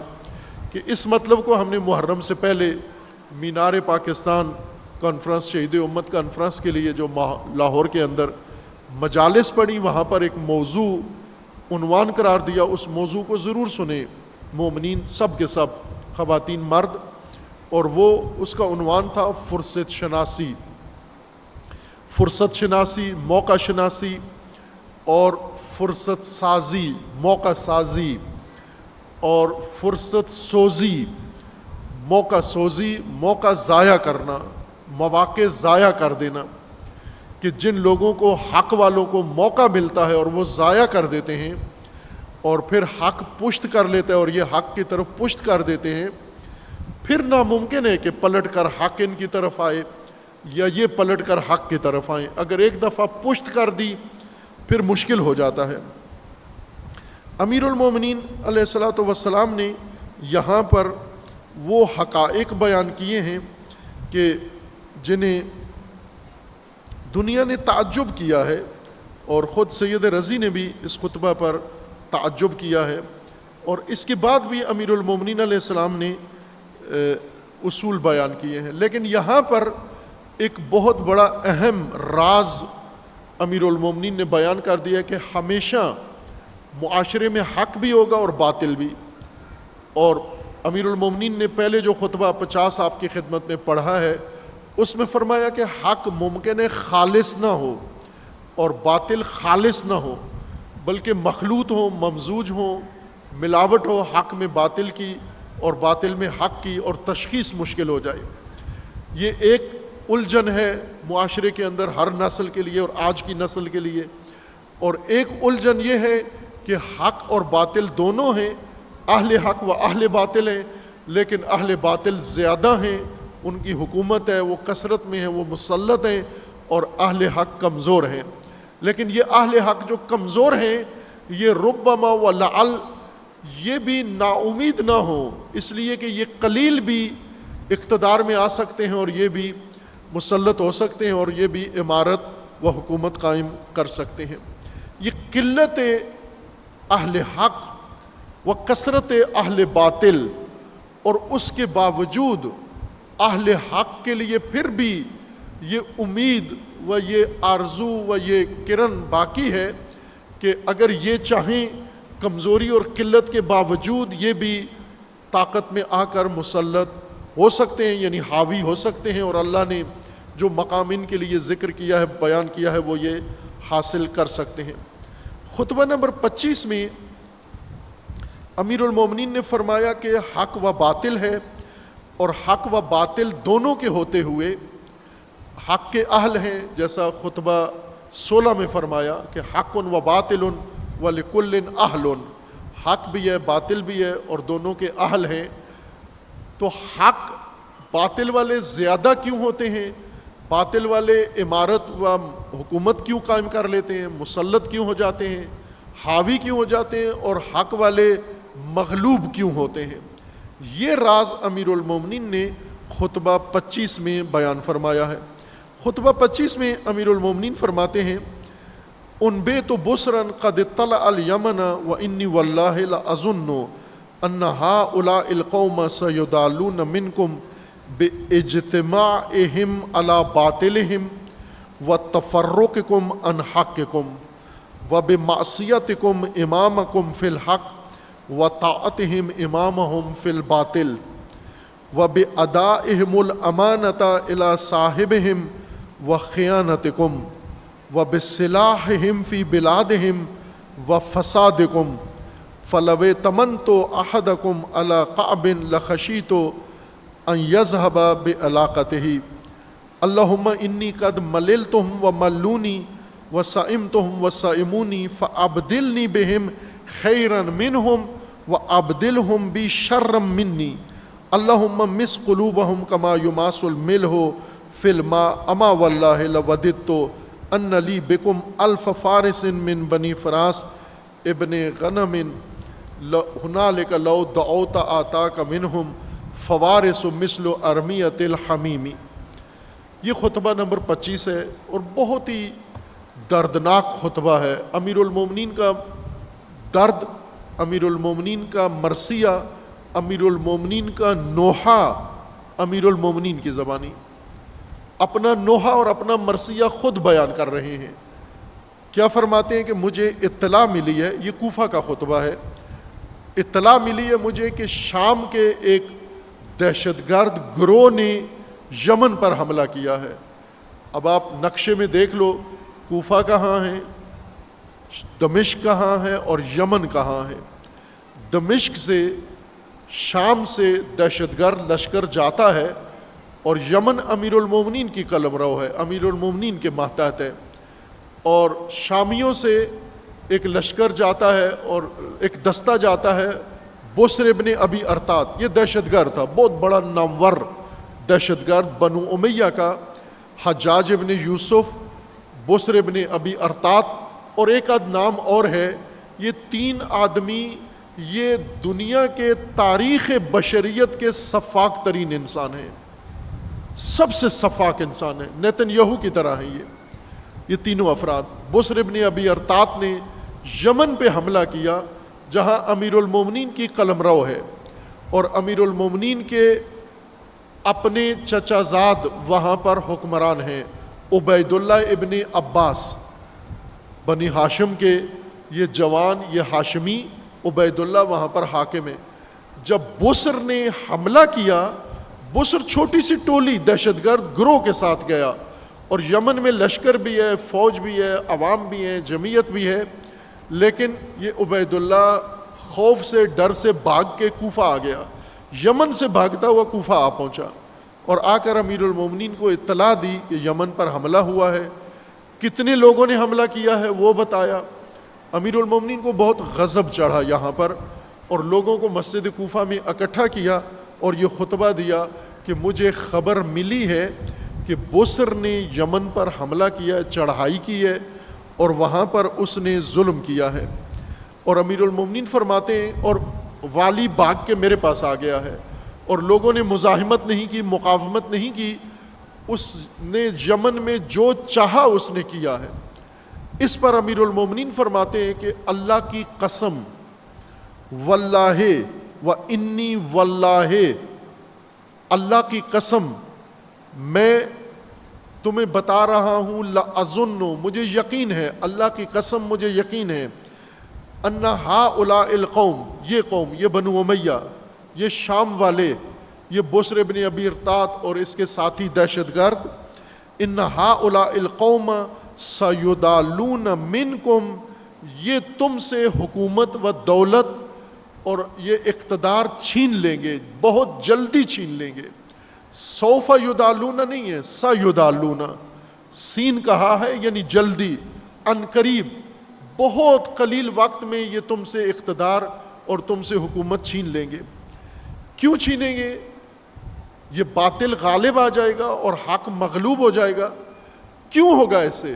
امیر المومنین فرما رہے ہیں بے اجتماعہم علی باطلہم، وہ باطل پر ہیں لیکن ان کا اتفاق ہے، اتحاد ہے اور اجتماع ہے۔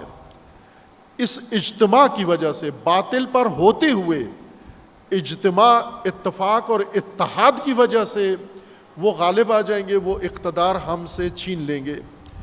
دوسرا، وَتَفَرُّقِكُمْ عَنْ حَقِّكُمْ، تم حق پر ہو لیکن تم میں تفرقہ ہے، وہ باطل پر ہیں ان میں اتفاق ہے، اجتماع ہے، تم حق پر ہو تم میں تفرقہ ہے۔ جیتے گا کون؟ وہ نہیں جیتے گا جو حق پر ہے، وہ جیتے گا جس میں اتحاد ہے، بے شک وہ باطل پر ہو، اور تم حق پر ہو، تفرقہ ہے، تو ہارے گا تفرقہ، شکست تفرقہ کو ہوگی، چونکہ تم حق پر ہوتے ہوئے تمہارے اندر تفرقہ ہے۔ اور پھر فرمایا دوسرا عامل، دوسری وجہ، وَبِمَعْصِيَتِكُمْ إِمَامَكُمْ فِي الْحَقِّ وَطَاعَتِهِمْ إِمَامَهُمْ فِي الْبَاطِلِ، دوسری وجہ یہ ہے کہ ان کا امام باطل ہے، ان کا راستہ باطل، ان کا نظام باطل، ان کی ہر چیز باطل، لیکن اجتماع ہے اس باطل پر، اور تمہارا امام حق ہے، ان کا امام بھی باطل، وہ اپنے باطل امام کے مطیع ہیں، اطاعت گزار ہیں، نافرمانی نہیں کرتے، اور تم کوفی اپنے حق کے امام کے نافرمان ہو۔ پس تم حق پر ہو اور تفرقہ ہے، تم حق پر ہو لیکن تم نافرمان ہو، اپنے امیر، اپنے مولا اور اپنے امام کی بات نہیں مانتے ہو آپ حق پر ہوتے ہوئے۔ وَطَاعَتِهِمْ إِمَامَهُمْ فِي الْبَاطِلِ، جبکہ وہ باطل والے امام کی اطاعت کرتے ہیں۔ تو جیتے گا کون؟ جو رہبر کی اطاعت کرتا ہے، بے شک اس کا رہبر باطل پر ہو۔ ہارے گا کون؟ جو رہبر کی نافرمانی کرتا ہے، بے شک وہ رہبر حق پر ہی کیوں نہ ہو۔ جس رہبر کی نافرمانی کی جاتی ہے اس کو شکست ہوگی، جس رہبر کی اطاعت کی جاتی ہے اس کو فتح ہوگی۔ اور تیسری چیز، وَبِأَدَائِهِمُ الْأَمَانَةَ إِلَى صَاحِبِهِمْ وَخِيَانَتِكُمْ، اور وہ امانت دار ہیں، امین ہیں، باطل چیزیں، غلط چیزیں، مغصوب اور مقبوضہ چیزیں ان کے پاس ہیں، ناحق ہے ان کے پاس جو کچھ بھی ہے، بیت المال ہے تو قبضہ کیا ہوا ہے، حق نہیں ہے ان کے پاس، لیکن اسی بیت المال میں امانت دار ہیں، انہیں جو امانت سونپ دی جائے شام والوں کو خیانت نہیں کرتے، لیکن تم حق پر ہو اور تمہارا بیت المال حق پر ہے، تمہیں اگر امانت دی جائے خیانت کر دیتے ہو۔ اور چوتھی چیز یہ ہے وَبِصَلَاحِهِمْ فِي بِلَادِهِمْ وَفَسَادِكُمْ، وہ اپنے ملکوں کو، اپنے شہروں کو، اپنے مراکز کو آباد کر رہے ہیں، تعمیر کر رہے ہیں، بنا رہے ہیں، ترقی دے رہے ہیں، اور تم اپنے شہر، اپنے مراکز اور اپنے علاقوں کو نابود کر رہے ہو، فساد کر رہے ہو، بگاڑ رہے ہو۔ اس وجہ سے یہ چار چیزیں ان میں ہیں اور چار چیزیں تم میں ہیں۔ ایک بنیادی فرق یہ ہے کہ وہ اہل باطل ہیں، تم اہل حق ہو۔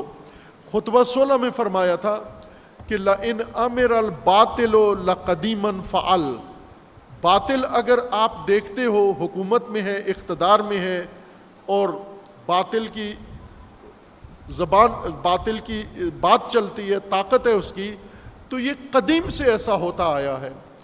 کیوں ہوتا آیا ہے؟ چار چیزیں باطل کو کامیاب کر دیتی ہیں۔ ایک اجتماع ان کا، دوسرا اطاعت، تیسرا امانت داری، اور چوتھا اپنے مراکز، اپنے شہروں کی آباد کاری۔ یہ چار چیزیں باطل کے پاس ہوں، باطل غالب آ جائے گا، اور یہ چار چیزیں اگر حق کے پاس ہوں تو حق غالب آ جائے گا۔ امیر المومنین اپنی فوج کو فرما رہے ہیں تم حق پر ہو، لیکن یہ چاروں چیزیں تمہارے پاس نہیں ہیں، تمہارے پاس اس کے مقابل چار چیزیں ہیں۔ کون سی ہیں؟ ایک یہ کہ تم حق پر ہو لیکن متفرق ہو، تمہاری رائے اپنی اپنی ہے، اور دوسرا تم اپنے امیر، اپنے امام کے مطیع و فرمان بردار نہیں ہو۔ کہ یہ بات ہم نے پہلے اپنے ان عزیزوں کو بتائی ہے کہ کوفہ والے خود صاحب رائے تھے، امیر المومنین کے ساتھی، رسول اللہ کے ساتھی صاحب رائے نہیں تھے، صرف رائے رسول اللہ کی ہوتی تھی اور ان کی طرف سے اطاعت ہوتی تھی، لہٰذا یہ تھوڑے ہوتے ہوئے بھی کامیاب ہو گئے۔ امیر المومنین کے ساتھی زیادہ تھے اور زیادہ ہوتے ہوئے بھی یہ ناکام ہو گئے۔ اس کی وجہ یہ تھی کہ امیر المومنین جو بھی فرماتے یہ اس میں بیٹھ کر نظر ثانی کرتے اور پھر امیر المومنین کے فیصلے کو چیلنج کرتے، تنقید کرتے کہ امیر المومنین نے صحیح فیصلہ نہیں کیا، درست یہ کرنا چاہیے تھا، مصلحت یہ ہے، حالات یہ ہیں، امیر المومنین نے جو فیصلہ کیا وہ ٹھیک نہیں ہے۔ اس وجہ سے امیر المومنین کے فیصلے کی اطاعت نہیں کرتے تھے۔ حق پر ہیں، اطاعت نہیں کرتے، حق پر ہیں، اتفاق و اتحاد نہیں ہے، تفرقہ ہے، حق پر ہیں، امانت دار نہیں ہے، خیانت کار ہیں، اور حق پر ہیں لیکن ویران کرتے ہیں اور مراکز کو تباہ و برباد کرتے ہیں۔ امیر المومنین فرماتے ہیں کہ تمہاری اس حالت نے مجھے اس یقین پر پہنچا دیا ہے کہ وہ باطل غالب آ جائے گا اور یہ حق دب جائے گا، یہ حق مغلوب ہو جائے گا۔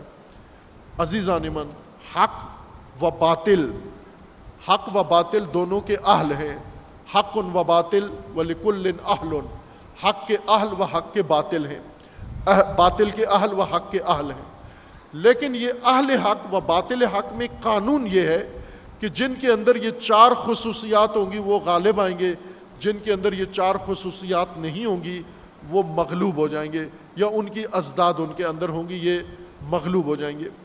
اب یہ قانون ہے حق کا۔ امیر المومنین حق کے امام ہیں، امیر المومنین حق پر ہیں۔ علی مع الحق والحق مع علی یدور حیث ما دار، حق ادھر ہے جدھر علی، اور علی ادھر ہیں جدھر حق ہے، اور علی کے مقابل میں جو کچھ ہے وہ محض باطل ہے، اس میں حق کا شائبہ بھی نہیں ہے، باطل محض ہے۔ لیکن یہ باطل محض غالب آ گیا اور یہ حق یہ مغلوب ہو گیا۔ کیوں ہوا؟ امیر المومنین فرما رہے ہیں کہ جب یہ چار عنصر اہل حق میں آ جائیں انہیں کمزور کر دیتے ہیں۔ اب اس تناظر میں عزیزان، کربلا میں امام حسین علیہ الصلوۃ والسلام اپنا خاندان لے کے نکلتے ہیں، اور راستے میں آرام کے وقت موت کا پیغام ملتا ہے اور موت کا پیغام سن کر امام بیدار ہو کر گریہ فرماتے ہیں اور انا للہ و انا الیہ راجعون پڑھتے ہیں. اور بیٹا پوچھتا ہے کہ بابا جان گریہ کیوں کیا, انا للہ کیوں پڑھا؟ امام علیہ السلام فرماتے ہیں موت کا پیغام ملا ہے, ہم موت کی طرف جا رہے ہیں اور موت ہماری طرف آ رہی ہے. حضرت علی اکبر فرماتے ہیں کیا ہم حق پر نہیں ہیں؟ حق پر ہیں. حق پر ہیں تو پھر لا نبالی بالموت, پھر ہمیں موت کی پرواہ نہیں ہے. حق پر ہیں تو پھر پرواہ نہیں ہے. عزیزان, حق پر آ جانا کافی نہیں ہے, حق پر آ کر حق پر قائم رہنا, حق پر ڈٹ جانا اور حق پر آنے کے بعد خطرے مول لینا, خطرات کی پرواہ نہ کرنا, موت کی پرواہ نہ کرنا, اس وقت انسان حق تھوڑے ہوں بے شک. اہل حق جیسا امیر المومنین نے فرمایا کہ اگر حق والے قلیل ہیں تو یہ تاریخ میں ہوتا رہا ہے, لیکن یہ تھوڑے بھی ربما ولعل, یہ تھوڑے بھی غالب آ جاتے ہیں حق پر. اگر یہ حق کے ساتھ خیانت نہ کریں, اگر حق کی معصیت نہ کریں, اگر حق پر تفرقہ نہ کریں, اور اگر حق کے اوپر ہوتے ہوئے اپنے مراکز اور شہروں کو ویران نہ کریں. یہ قانون ہے جو رسول اللہ صلی اللہ علیہ وآلہ وسلم نے قرآن میں بیان کیا, اللہ نے بیان کیا, رسول اللہ نے بیان کیا, امیر المومنین نے بیان کیا, اور آج امام حسین علیہ السلام اس کو بیان کر رہے ہیں. عزیزان, پھر آپ نے ہر دور میں اب اس قانون کو, حضرت علی اکبر کے قانون کو ہر دور میں دیکھو, جائزہ لو اس کا. آج امیر المومنین نے اپنے معاشرے کا, اپنی قوم کا, اپنی امت کا جائزہ لیا. جو رسول اللہ کے بعد 25 سال گزرے, 25 سال بعد جائزہ لیا. اس جائزے میں پتہ چلا کہ یہ واپس پلٹ کر اس دن کے طرح ہو گئے ہیں جس دن رسول اللہ کی بعثت ہوئی تھی, یعنی جاہلیت میں واپس پلٹ گئے ہیں. اور علی علیہ السلام نے یہ جائزہ لے کر فرمایا کہ یہاں سے اب تمہاری تعمیر نو شروع ہوگی, تمہیں زیر و زبر کیا جائے گا, تمہیں تہ و بالا کیا جائے گا, تمہارا تغربل و تمہارا تبلبل و تسلط کیا جائے گا, اور اس کے ساتھ تمہیں دوبارہ وہی بنایا جائے گا جو رسول اللہ نے بنایا تھا. رسول اللہ نے جب بنایا تھا تمہیں تو اطاعت گزار تھے اور امانت دار تھے, اور تم میں اتحاد تھا, اور تم ویرانیاں نہیں بلکہ آبادانیاں کر رہے تھے, ویرانیوں کو آبادیوں میں تبدیل کر رہے تھے. آج میں دوبارہ تمہیں اسی منزل پر دوبارہ لانے کے لیے پھر سے گزاروں گا. لیکن بیچ میں اب امیر المومنین خطبہ دے رہے ہیں, 16 نمبر خطبہ دے رہے ہیں, 25 نمبر, کہ جب امیر المومنین نے تہ و بالا کرنا چاہا ان کو تو امیر المومنین کے مقابلے میں آ گئے. کبھی جمل کا لشکر لے کر, کبھی صفین کا لشکر لے کر, کبھی نہروان کا لشکر لے کر امیر المومنین کے مقابلے میں آئے. یہ تو 3 لشکر مقابلے میں آ گئے, لیکن ایک چوتھا لشکر جس کے ہاتھوں امیر المومنین سب سے زیادہ نالاں ہیں, وہ چوتھا لشکر ہے, اور وہ امیر المومنین کا اپنا لشکر ہے, جو امیر المومنین کے مقابلے میں نہیں ہے, امیر المومنین کی رقاب میں ہے, امیر المومنین کے ساتھ ہے, امیر المومنین کے تحت کمانڈ ہے. اس لشکر کے بارے میں اب امیر المومنین کیا کہہ رہے ہیں اپنے لشکر کے بارے میں؟ اللہم انی قد مللتہم و ملونی, پروردگارا انہوں نے مجھے تھکا دیا ہے, میں نے انہیں تھکا دیا ہے. وسائمتہم وسائمونی, انہوں نے مجھے خستہ کر دیا ہے اور میں نے انہیں خستہ کر دیا ہے. آپ پروردگارا میں ان سے تھک گیا ہوں, رہبر کو تھکا دیا, امت نے رہبر کو, امام کو تھکا دیا, خستہ کر دیا, اور اب امام اور امت بھی رہبر سے تھک گئی ہے. لوگ بھی علی سے تھک گئے. علی علیہ السلام کے اپنے الفاظ ہیں کہ میں نے انہیں تھکا دیا, انہوں نے مجھے تھکا دیا, یہ مجھ سے تنگ ہے, میں ان سے تنگ ہوں, میں ان سے اکتا گیا ہوں, یہ مجھ سے اکتا گئے ہیں. فَأَبْدِلْنِي بِهِمْ خَيْرًا مِّنْهُمْ, تبادلہ کر اے پروردگار, یہ سارے مجھ سے لے لے.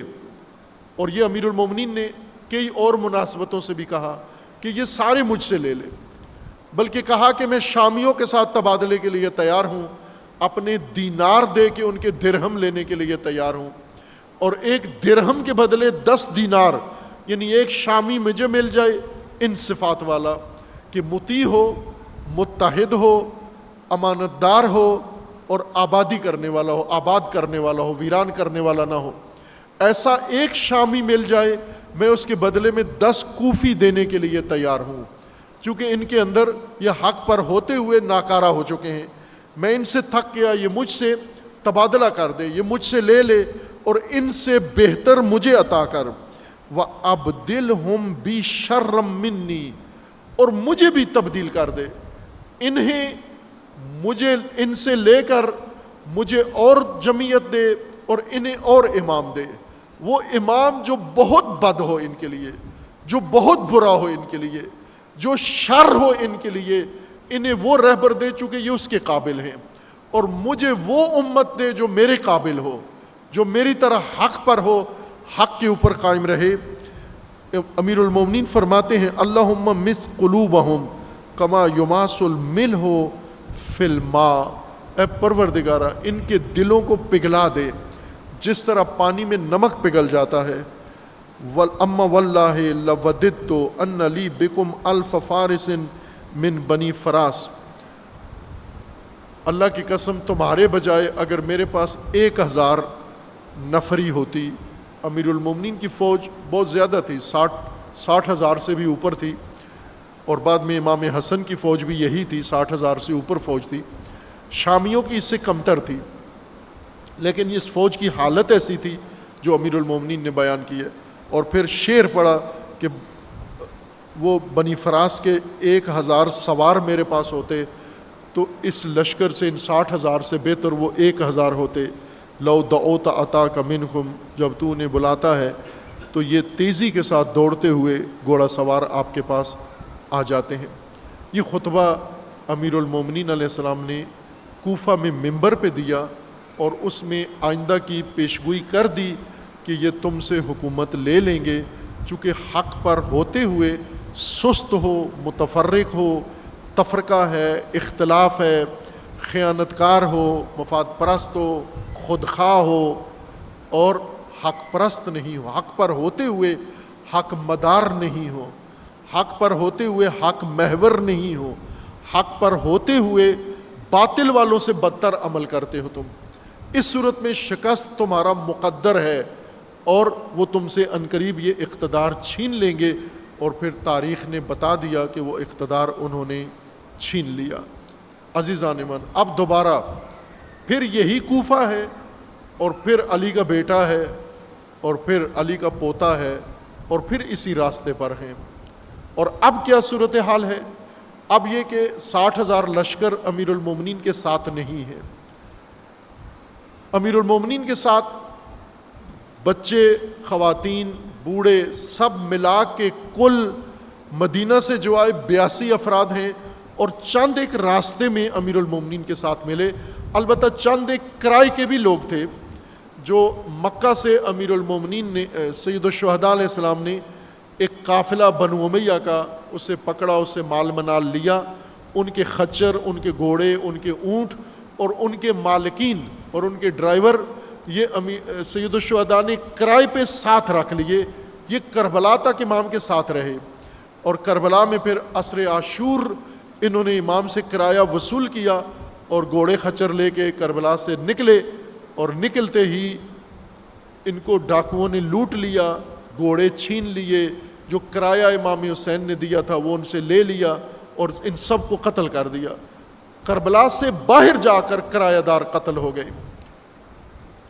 کربلا میں اگر ہوتے تو شہید کہلاتے، کربلا میں اگر ہوتے شہدائے کربلا کا حصہ بنتے، لیکن کرایہ دار کبھی بھی کربلا میں کرائے کے لیے آتا ہے، فیس کے لیے آتا ہے، معاوضے کے لیے آتا ہے، شہادت کے لیے نہیں آتا۔ لیکن امام کے ساتھ یہی جو مختصر ہے، اور سب سے بڑھ کر اپنا خاندان، اپنا قبیلہ، اپنے بیٹے، اب یہ حق کا لشکر ہے۔ یہ حق کا لشکر تاکید کروا رہا ہے، افلسنا علی الحق، کیا ہم حق پر نہیں ہیں؟ حق پر ہیں، حق پر ہیں، فلا نبالی بالموت، پھر پرواہ نہیں ہے ہمیں، ہم تھوڑے ہیں کوئی پرواہ نہیں ہے، ہم کمزور ہیں کوئی پرواہ نہیں ہے، موت ہمارے لیے یقینی ہے، سامنے ہے، کوئی پرواہ نہیں ہے، دشمن ہم سے زیادہ طاقتور ہے، کوئی پرواہ نہیں ہے، ان کے اندر اتحاد اتفاق ہے، کوئی پرواہ نہیں ہے، وہ جیسے بھی ہیں، لوگ ہمیں چھوڑ گئے ہیں، کوئی پرواہ نہیں ہے، کیونکہ ہم حق پر ہیں۔ یہ عزیزان کربلا کی منطق ہے۔ ابھی آج کی دنیا میں دو قانون ہیں، ایک قانون جو اکثر دنیا کا ہے، جس کو بڑے بڑے اسکالر نے بھی بیان کیا ہے کہ حق، طاقت کو حق کہتے ہیں۔ جس کے پاس طاقت ہے، جس کے پاس سیاسی طاقت ہے، جس کے پاس اقتدار ہے، جس کے پاس حکومت ہے، جس کے پاس فوج ہے، جس کے پاس پیسہ ہے، جس کے پاس منصب ہے، یہ حق مساوی ہے طاقت کے۔ بڑے بڑے اسکالر جنہوں نے، میکیاولی بڑا اسکالر ہے جس کی سیاست جمہوریت کی بنیاد ہے، جمہوریت کا بانی، جمہوریت کا باپ میکیاولی ہے۔ یہ اطالوی سائنسدان، پولیٹیکل سائنسدان اور سوشل سائنسدان، جس نے یہ قانون بنایا ہے کہ اخلاق کمزوری ہے اور طاقت حق ہے۔ حق کا کس کے پاس ہے؟ حق بجانب کون ہے؟ حقدار کون ہے؟ جو طاقتور ہے۔ اور کمزور، باطل کون ہے؟ جو کمزور ہے۔ طاقت مساوی ہے حق کے۔ اسی طرح وہ حکیم، وہ فیلسوف جس کا فلسفہ جمہوریت کی بنیاد ہے، نیٹشے، حکیم نیٹشے، جو علامہ اقبال نے جس کو کھول کے آپ کو بتانے کی کوشش کی، اور نہ علامہ کی بات ہم نے سنی، نہ علامہ نے نیٹشے کو بے نقاب کر کے جب بتایا تو بھی ہم نہ سمجھ سکے کہ علامہ کیا راز بتانا چاہتے ہیں ہمیں۔ اس نیٹشے نے بھی سیاستدانوں کو یہ قانون دیا کہ قدرت و طاقت و اقتدار ہی حق کا دوسرا نام ہے۔ اور قرآن میں فرعون سے یہ جملہ نقل کیا گیا کہ قد افلح من استعلا، جس کے پاس طاقت ہے وہ کامیاب ہے، وہ حق پر ہے جس کے پاس طاقت ہے۔ بنو امیہ حق پر آ گئے چونکہ طاقت حاصل کر لی، اور طاقت کو انہوں نے حق مان لیا، اور لوگوں کی نگاہوں میں بھی یہی تھا، جس کے پاس طاقت ہے وہ حق پر ہے، اور جو طاقت میں نہیں ہے، قدرت میں نہیں ہے، اقتدار میں نہیں ہے، وہ حق پر نہیں ہے۔ آج بھی دنیا میں یہی قانون ہے کہ جو طاقت میں ہے لوگ اس کو سمجھتے ہیں یہ حق پر ہے، کمزور و مظلوم حق پر نہیں ہے۔ عزیزان، لیکن کربلا نے جو قانون پیش کیا قرآن کا کہ طاقت حق نہیں ہے بلکہ حق سب سے بڑی طاقت ہے۔ طاقت بڑا حق نہیں ہے، طاقت حق نہیں ہے سرے سے۔ طاقت حق پر ہو تو حق ہے، لیکن حقیقی طاقت حق ہے۔ حق سب سے بڑی طاقت ہے جو اللہ تبارک و تعالیٰ نے بنائی ہے اہل زمین کے لیے، اور فرمایا تم نے صرف حق ڈھونڈنا ہے، حق پہچاننا ہے، حق پر قائم رہنا ہے، پھر تم طاقتور ہو، اگرچہ عدد میں تم تھوڑے ہی کیوں نہ ہو، اگرچہ قلیل ہی کیوں نہ ہو، اس وقت تم طاقت میں ہو۔ اور حق کی طاقت تھی جو کربلا میں دنیا نے دیکھی کہ یہ معمولی سا مختصر سا لشکر، بچوں سے، خواتین سے تشکیل یافتہ لشکر، بوڑھوں سے اور نوجوانوں سے تشکیل یافتہ لشکر، اور جس کے اندر چند مرد اور چند جنگجو ہیں، یہ لشکر طاقتور ہے۔ اس کے پاس اسلحہ نہیں ہے، اس کے پاس پیسہ نہیں ہے، اس کے پاس اقتدار نہیں ہے، لیکن طاقت ہے، اور وہ طاقت حق ہے۔ یہ حق کی طاقت ہے جو حضرت علی اکبر فرما رہے ہیں افلسنا علی الحق، بابا ہم حق پر نہیں ہیں، حق پر ہیں بیٹا، حق پر ہیں، فلا نبالی بالموت، پھر موت کی پرواہ نہیں ہے بابا، موت کو آنے دو، اور ہمیں موت کی طرف اگر جا رہے ہیں ہم تو ہمیں موت تک پہنچنے دو۔ جب موت کا منظر آ جائے گا، جب موت کا میدان آ جائے گا، پھر ہم دیکھ لیں گے کہ آیا موت ہمیں مارتی ہے یا ہم موت کو مارتے ہیں۔ اور وہ دن آج کا دن ہے جو گزر گیا، عاشور کا دن ہے، کہ یہ حق کا لشکر مختصر سا، حق کا خاندان مختصر سا، یہ پہنچ گیا میدان ابتلا میں، یہ اپنے مسلخ میں پہنچ گیا، جہاں پر ابراہیم خلیل اپنے بیٹے کو اللہ کے حکم پہ لے جا کر لٹایا۔ اب ذریت ابراہیم کا امام اپنے لشکر کو، اپنے خاندان کو لے کر اس میدان میں پہنچ جاتے ہیں، اور پہنچ کر جب پوچھتے ہیں اس زمین کا نام کیا ہے، اس کو کہتے کیا ہیں، جب کہا گیا اس کو کرب و بلا کہتے ہیں، تو امام علیہ السلام فرماتے ہیں اتر جاؤ، رک جاؤ، یہیں کے لیے آئے تھے ہم، یہی بتایا گیا تھا، اسی کرب و بلا میں یہی ہمارا مقتل، ہمارے بچوں کے گرنے کی جگہ، ہمارے کاروان کے اترنے کی جگہ، ہمارے گلے کٹنے کی جگہ اور ہمارے ذبح ہونے کی جگہ یہی سرزمین ہے۔ امام علیہ السلام اس سرزمین پر پہنچ گئے اور 2 محرم سے 10 محرم تک اس سرزمین پہ رہے، اور 10 محرم کو پھر وہ وقت آ گیا جس کا حضرت علی اکبر علیہ السلام نے کہا تھا، بابا لا نبالی بالموت، بابا موت آ جائے سامنے ہمیں کوئی خطر نہیں ہے، کوئی پرواہ نہیں ہے۔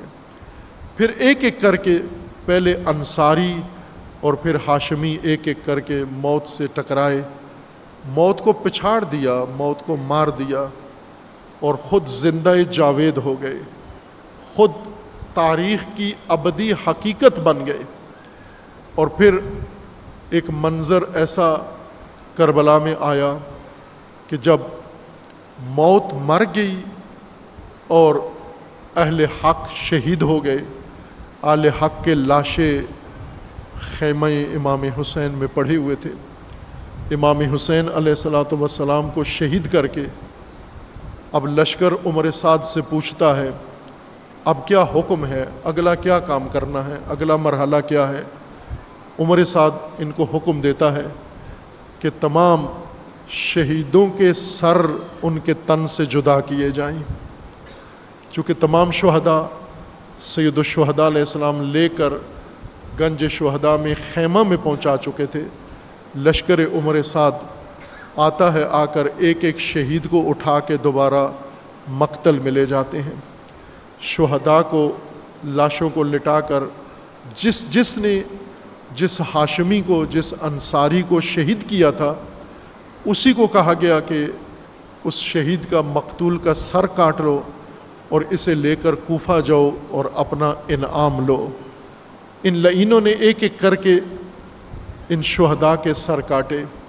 سر کاٹنے کے بعد اب انعام کے لیے جانے کی تیاریاں کر رہے تھے۔ عمر سعد نے کہا کہ ابھی تو کام باقی ہے، ابھی کام مکمل نہیں ہوا۔ کیا کام باقی ہے؟ اس لعین نے حکم دیا کہ اب لاشوں کو بھی لوٹنا ہے اور خیموں کو بھی لوٹنا ہے، تبرکات اہل البیت لوٹنے ہیں، تبرکات آل رسول لوٹنے ہیں۔ لہٰذا پہلے لاشوں کو لوٹا گیا، ایک ایک لاش کو لوٹا گیا۔ جس لاش کے اوپر جو لباس تھا، کوئی قیمتی چیز تھی، نیزہ تھا وہ اٹھا لیا گیا، ڈھال تھی وہ اٹھا لی گئی، زرہ تھی وہ اتار لی گئی، خود تھا وہ اتار لیا گیا، اگر اور کوئی قیمتی لباس تھا وہ اتار لیا گیا، حتیٰ کہ اگر کسی کی انگشت میں انگشتر تھی، انگوٹھی تھی، وہ بھی اتار لی گئی، اور انگلی کاٹ کے سید الشہداء علیہ الصلوۃ والسلام کی انگشتر مبارک انگلی کاٹ کے اتار لی گئی۔ جب لاشیں لوٹ لی گئیں، حکم ہوا کہ اب خیام کو جا کر لوٹو۔ یہ لعین خیام حسینی کی طرف بڑھنے لگے اور خیموں کو جا کر لوٹنے لگے۔ جب خیموں میں لوٹ شروع ہوئی، بیبیاں اپنے آپ کو بچا رہی ہیں، اپنے پردے بچا رہی ہیں۔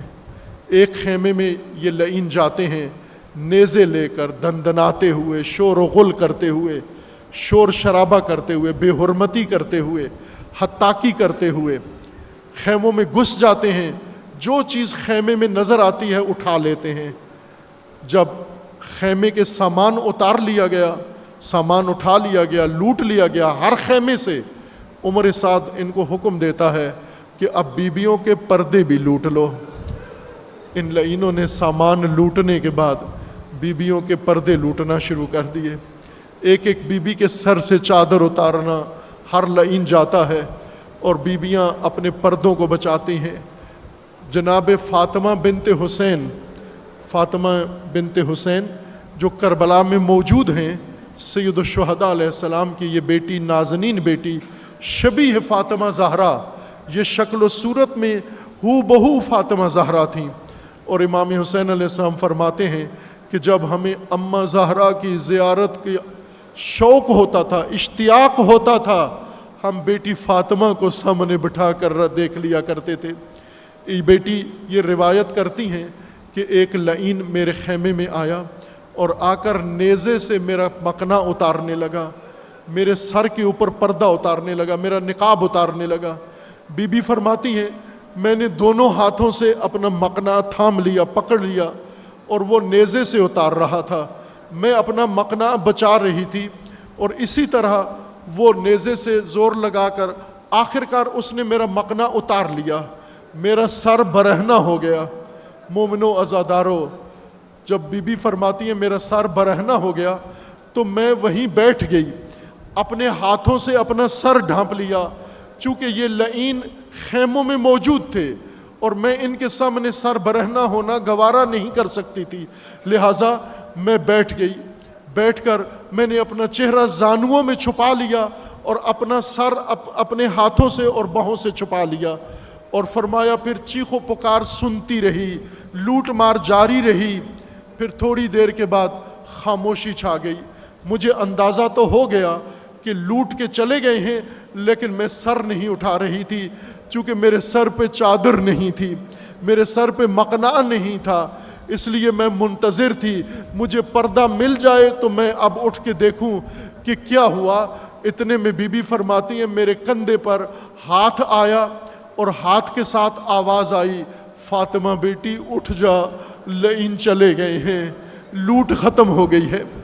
بی بی فاطمہ فرماتی ہیں میں نے یہ آواز پہچان لی، یہ میری پھوپھی زینب کی آواز تھی. پھوپھی اماں میں اٹھ جاؤں گی، آپ فرما رہی ہیں میں اٹھ جاؤں گی، لیکن پھوپھی اماں آپ دیکھ تو رہی ہیں میرے سر پہ چادر نہیں ہے، میں نے سر بازوؤں سے ڈھانپا ہوا ہے. پھوپھی اماں اگر کوئی پردہ مل جائے، کوئی چھوٹا سا کپڑا مل جائے، کوئی کپڑے کا ٹکڑا مل جائے تو میں سر ڈھانپ کے پھوپھی اماں میں سر اٹھ کے کھڑی ہو جاؤں گی. آپ اٹھنے کو کہہ رہی ہو، میں اٹھ جاؤں گی. اور پھوپھی اماں رو کر کیا کہتی ہیں، فاطمہ بیٹی میں ضرور تجھے پردہ لا کر دوں گی، میری بیٹی ذرا ایک دفعہ نگاہیں اٹھا کے مجھے دیکھ لے. بی بی فاطمہ فرماتی ہیں، فاطمہ بنت حسین فرماتی ہیں کہ میں نے جب ہاتھ سر پر ہی رکھے لیکن منہ زانوؤں سے اٹھایا اور چہرہ گھما کر ایک دفعہ جو پھوپھی کی طرف دیکھا تو پھر بی بی نے جن ہاتھوں سے پردہ بنایا ہوا تھا انہی ہاتھوں سے ماتم شروع کر دیا اور فرمانے لگی، پھوپھی اماں یہ لعین آپ کی چادر بھی لوٹ کر لے گئے، یہ چادر بی بی زہرا بھی لوٹ کر لے گئے، یہ چادر ثانی زہرا بھی لوٹ کر لے گئے. اجرکم ربکم جزاکم ربکم. عزاداران، آج آپ نے عاشور میں عزاداری کی ہے، گریہ کیا ہے، سینہ کوبی کی ہے، نوحہ و مجلس سنی ہے، اب شام غریباں ہے. کیا ہوا کربلا میں؟ کیا منظر تھا اس وقت؟ کیا منظر تھا ابھی جو ہم یہاں روشنی میں بیٹھے ہیں، پنکھوں میں بیٹھے ہیں، کربلا میں کیا سما ہے؟ عزیزان، عمر سعد لعین کہتا ہے، حکم ملتا ہے کہ اب کیا کریں، لوٹ بھی ختم ہو گئی، کہا کہ اب لاشوں کو پائمال کرنا ہے. ایک ایک لاش کو ترتیب سے رکھا گیا، ترتیب سے رکھ کر گھوڑا سواروں کے گروپ بنائے گئے، ہر لاش کو پائمال کرنے کے لیے دو دو گھوڑے رکھے گئے، ایک گھوڑا مشرق کی طرف، ایک گھوڑا مغرب کی طرف. اور پھر حکم ہوا کہ مشرق کا گھوڑا مغرب کو اور مغرب کا گھوڑا مشرق کو. لیکن عمر سعد لعین نے حکم دیا امام حسین کی لاش کو پائمال کرنے کے لیے 4 گھوڑے مقرر کیے جائیں، 2 مشرق کی سمت کھڑے کیے جائیں، 2 مغرب کی سمت کھڑے کیے جائیں، اور پھر ان گھوڑوں کو دوڑایا جائے.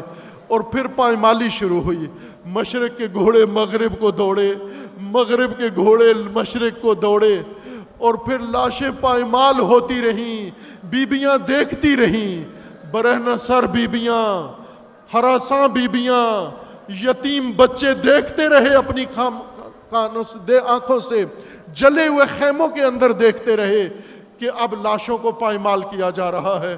اور پھر وہ لعین جو امام حسین کی لاش کو پائمال کرنے کے لیے بنایا گیا تھا سرغنہ، وہ جا کر عمر سعد کو کہتا ہے عمر سعد پائمالی کا کام ختم ہو گیا، اب انعام کی باری ہے۔ عمر سعد عبید اللہ کو جا کر کہنا سب سے بڑا انعام مجھے دے۔ عمر سعد کہتا ہے لئن تو نے کیا کیا ہے جو سب سے بڑا انعام تجھے دے؟ کہنے لگا جو تو نے کہا تھا کہ حسین کی لاش کو ایسے پائمال کرو کہ حسین کی ماں بھی نہ پہچان سکے، حسین کی بہن بھی نہ پہچان سکے۔ عمر سعد ذرا جا کے لاش حسین کو دیکھ لے جا کر، اب کوئی بھی آ کے حسین کو نہیں پہچان سکے گا۔ میرے گھوڑوں کی سموں کو دیکھ، حسین کی لاش کے ٹکڑے گھوڑے کی سموں سے لگے ہوئے ہیں۔ اجرکم ربکم جزاکم ربکم۔ لاشیں پائمال ہو جاتی ہیں عزیزان، لاشیں پائمال ہو جاتی ہیں، اور جو کچھ اس نے کہا ویسا ہو گیا۔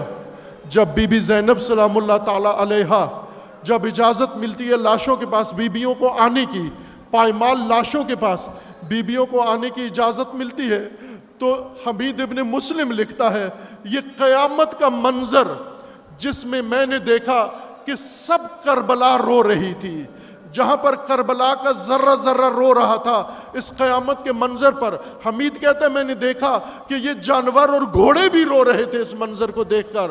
وہ کیا منظر تھا عزادارو؟ وہ یہ کہتا ہے میں نے دیکھا ایک بی بی آتی ہے، سر پہ چادر نہیں ہے، ایک پائمال لاش کے پاس بیٹھتی ہے، چھوٹے چھوٹے ٹکڑے اٹھاتی ہے، پائمال لاش کے ٹکڑے ہاتھوں پہ اٹھا کر، اور پھر لاش کو خطاب کرتی ہے انت الحسین، تو میرا حسین۔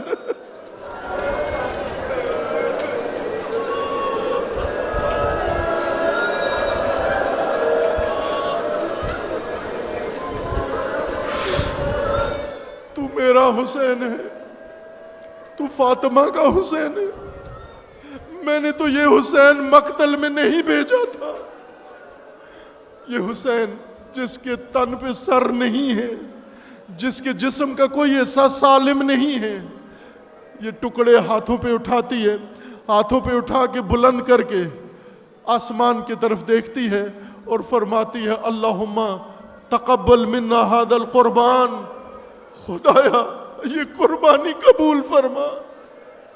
اے ابراہیم خلیل، اے خلیل خدا، آپ نے قربانی دی، آپ نے بچہ لٹایا، اور پھر اللہ نے قربانی قبول کر لی اور فرما دیا ابراہیم تو نے سچ کر دکھایا، اور ابراہیم اسماعیل کی جگہ حیوان ذبح ہو گیا۔ اے ابراہیم ذرا اپنی ذریت کو آ کے دیکھ، ذرا آج حسین کی لاش کو دیکھ، آج حسین کے ابراہیم کو دیکھ، علی اکبر کی لاش کو دیکھیے، لاش کوئی بھی پہچانی نہیں جاتی۔ یہ سب لاشیں پائمال کرنے کے بعد اب بیبیاں خیام کے اندر، جلے ہوئے خیموں کے اندر، بیبیاں بی بی ام کلثوم فرماتی ہیں، بی بی زینب کو فرماتی ہیں بہنا بچے نظر نہیں آتے، شہداء کے یتیم بچے نظر نہیں آتے، ان بچوں کو ڈھونڈے کہاں ہیں؟ بچے جب خیمے جلے تو سہم گئے، جب لوٹ ہوئی تو سہم گئے، جب تماچے مارے گئے تو سہم گئے، جب کوڑوں کی برسات ہوئی تو بچے سہم گئے۔ کوئی بچہ صحرا میں دوڑا، کوئی مقتل کی طرف دوڑا، کوئی کسی سمت میں دوڑا، کوئی واپس آیا، کوئی واپس نہیں آیا۔ بیبیاں فرماتی ہیں بچوں کو اکٹھا کیا جائے، جب بچوں کو اکٹھا کیا جاتا ہے چند بچے نظر نہیں آتے، جن میں امام حسین کی لاڈلی یتیمہ بھی نظر نہیں آتی، سکینہ نظر نہیں آتی۔ بی بی زینب فرماتی ہیں بہنا سکینہ کو ڈھونڈو کہاں ہیں؟ بیبیاں نکلتی ہیں باہر، سکینہ سکینہ کی آواز، رقیہ رقیہ کی آواز لگاتی ہیں، ہر سمت جاتی ہیں، کہیں سے نظر نہیں آتا بچی کہاں ہے، اور بیبیاں اسی طرح بلاتی بلاتی مقتل کی طرف چلی جاتی ہیں۔ اور جب بی بی زینب رو کے فرماتی ہیں سکینہ بیٹی کہاں ہو، بیٹی کہاں ہو، بتاؤ تو کہاں ہو، تو روایت میں لکھا ہے مقتل سے آواز آتی ہے بہنا ادھر آؤ، بیٹی میرے پاس ہے، بیٹی بابا کے سینے پہ سو رہی ہے، لیکن یہ سینہ یہ چور چور ہے، یہ سینہ پائمال ہو چکا ہے۔ اور بیویاں جا کر بی کو اٹھاتی ہیں، اٹھا کر گلے لگاتی ہیں اور فرماتی ہیں بیٹی یہاں کیسے آ گئی، بابا کی لاش کے پاس کیسے آ گئی؟ بی فرماتی ہیں جب انہوں نے خیمے جلائے میرے دامن کو آگ لگ گئی تھی اور میں آگ کے خوف سے دوڑتی رہی، اور جو دوڑتی تھی آگ زیادہ ہوتی، تو ایک شخص آیا لشکر یزید سے میرے قریب آیا، یہ حمید ابن مسلم تھا، اسی نے خود روایت کی ہے کہ میں بی کو جلتا ہوا دیکھ کر میں آگے بڑھا آگ بجھانے کے لیے، لیکن بی ڈری ہوئی تھی، اور بی ہاتھ جوڑ کے کہتی ہے میں مار کھا چکی ہوں، میرے بالوں سے میرے کانوں سے بالیاں اتر چکی ہیں، کیا دیکھتا نہیں یہ خون ٹپکتا ہوا؟ مجھے نہ مارنا، میں تماچے کھا چکی ہوں۔ میں نے کہا بی میں مارنے نہیں آیا، میں تو آگ بجھانے آیا ہوں،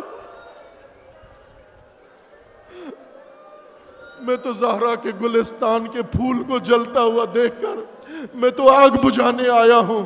وہ کہتا ہے یہ بی اسی طرح فریاد کرتی ہوئی بابا بابا کہتی ہوئی دوڑتی گئی۔ بیویوں نے بی سکینہ کو اٹھایا اور پھر جلتے خیموں کے اندر لے آئیں۔ جلتے خیمے سب جل چکے ہیں، راکھ ہے وہاں پر، سامان لٹ چکا ہے، اور فقط پائمال لاشیں ہیں، اور اب آل رسول ہیں، اور اب فقط سید ساجدین ہیں، امام مظلوم ہیں، اور جناب زینب علیہ۔ اب بھائی کی وصیت یاد جاتی ہے شب عاشور کی، جب بھائی کا سنا تھا امام حسین نے فرمایا کل ہم شہید ہو جائیں گے، بی زینب سن کر بے ہوش ہو گئیں۔ امام حسین ہوش میں لائے اور وصیتیں فرمائیں کہ بہنا اب میں نے کل تک قیادت کرنی ہے، اس کے بعد آپ نے قیادت کرنی ہے۔ میری بہنا اگر مصائب پہ بے ہوش ہوتی رہی تو اس کاروان کو کون سنبھالے گا؟ بی زینب کو یاد آ گیا کہ اب تو کوئی بھی نہیں بچا، ایک مرد ہے وہ بھی بیمار ہے، اب یتیم ہیں، اب بیوائیں ہیں، اب پائمال لاشیں ہیں۔ بی ان ساری سیدانیوں کو جمع کرتی ہیں، بیویوں کو جمع کرتی ہیں، اور خیمے جلے ہوئے خیمے پر ایک جلا ہوا ستون خیمے کا پکڑ کے ہاتھ میں لے کر کھڑی ہو کر علی کی بیٹی فرماتی ہیں بیویوں گھبرانا نہیں، آج علمدار نہیں ہے، کل علمدار کا پہرا تھا خیموں پر، آج علمدار نہیں ہے، آج علی اکبر نہیں ہے، آج کوئی جوان ہاشمی نہیں ہے، آج کوئی انصاری نہیں ہے، فقط ایک بیمار ہے، اس کی بھی ہمیں حفاظت کرنی ہے۔ لیکن بیویوں گھبرانا نہیں، علی کی بیٹی موجود ہے، حسین کی بہن موجود ہے، اب میں تمہاری علمدار بھی ہوں، میں تمہارے لیے حسین بھی ہوں، میں تمہارے لیے اکبر بھی ہوں۔ بیویوں کو حوصلہ دے کر، تسلی دے کر، دلاسا دے کر بی تھوڑا دور جاتی ہیں، ایک جلے ہوئے خیمے کی راکھ پر بیٹھ کر نماز کی نیت کرتی ہیں، قبلہ رخ کھڑے ہوتی ہیں اور زمین پر بیٹھ جاتی ہیں۔ زمین پر بیٹھ کر ہاتھ اٹھا کر آسمان کی طرف اللہ کی فریاد کرتی ہیں، پروردگارا آج زینب کو ہمت عطا کرنا، آج زینب کو حوصلہ عطا کرنا، پروردگارا آج زینب کو حسین جیسا جذبہ عطا کرنا، میں کاروان حسین، میں یتیمان حسین، میں یہ بیبیاں جن کے سارے شہید ہو گئے ان کو سنبھال سکوں۔ پروردگارا اب ذمہ داری حضرت زینب پر ہے، اور بی فریاد کر رہی ہے عزیزو کربلا میں عاشور گزر گیا، کربلا میں شام ہو گئی، کربلا میں غریبوں پہ شام آ گئی، شام غریبہ ہو گئی، زینب تنہا ہو گئی، بیبیاں تنہا ہو گئیں، اور بیبیاں جلے ہوئے خیموں میں بیٹھ کر فقط حسین حسین کر رہی ہیں، ماتم حسین۔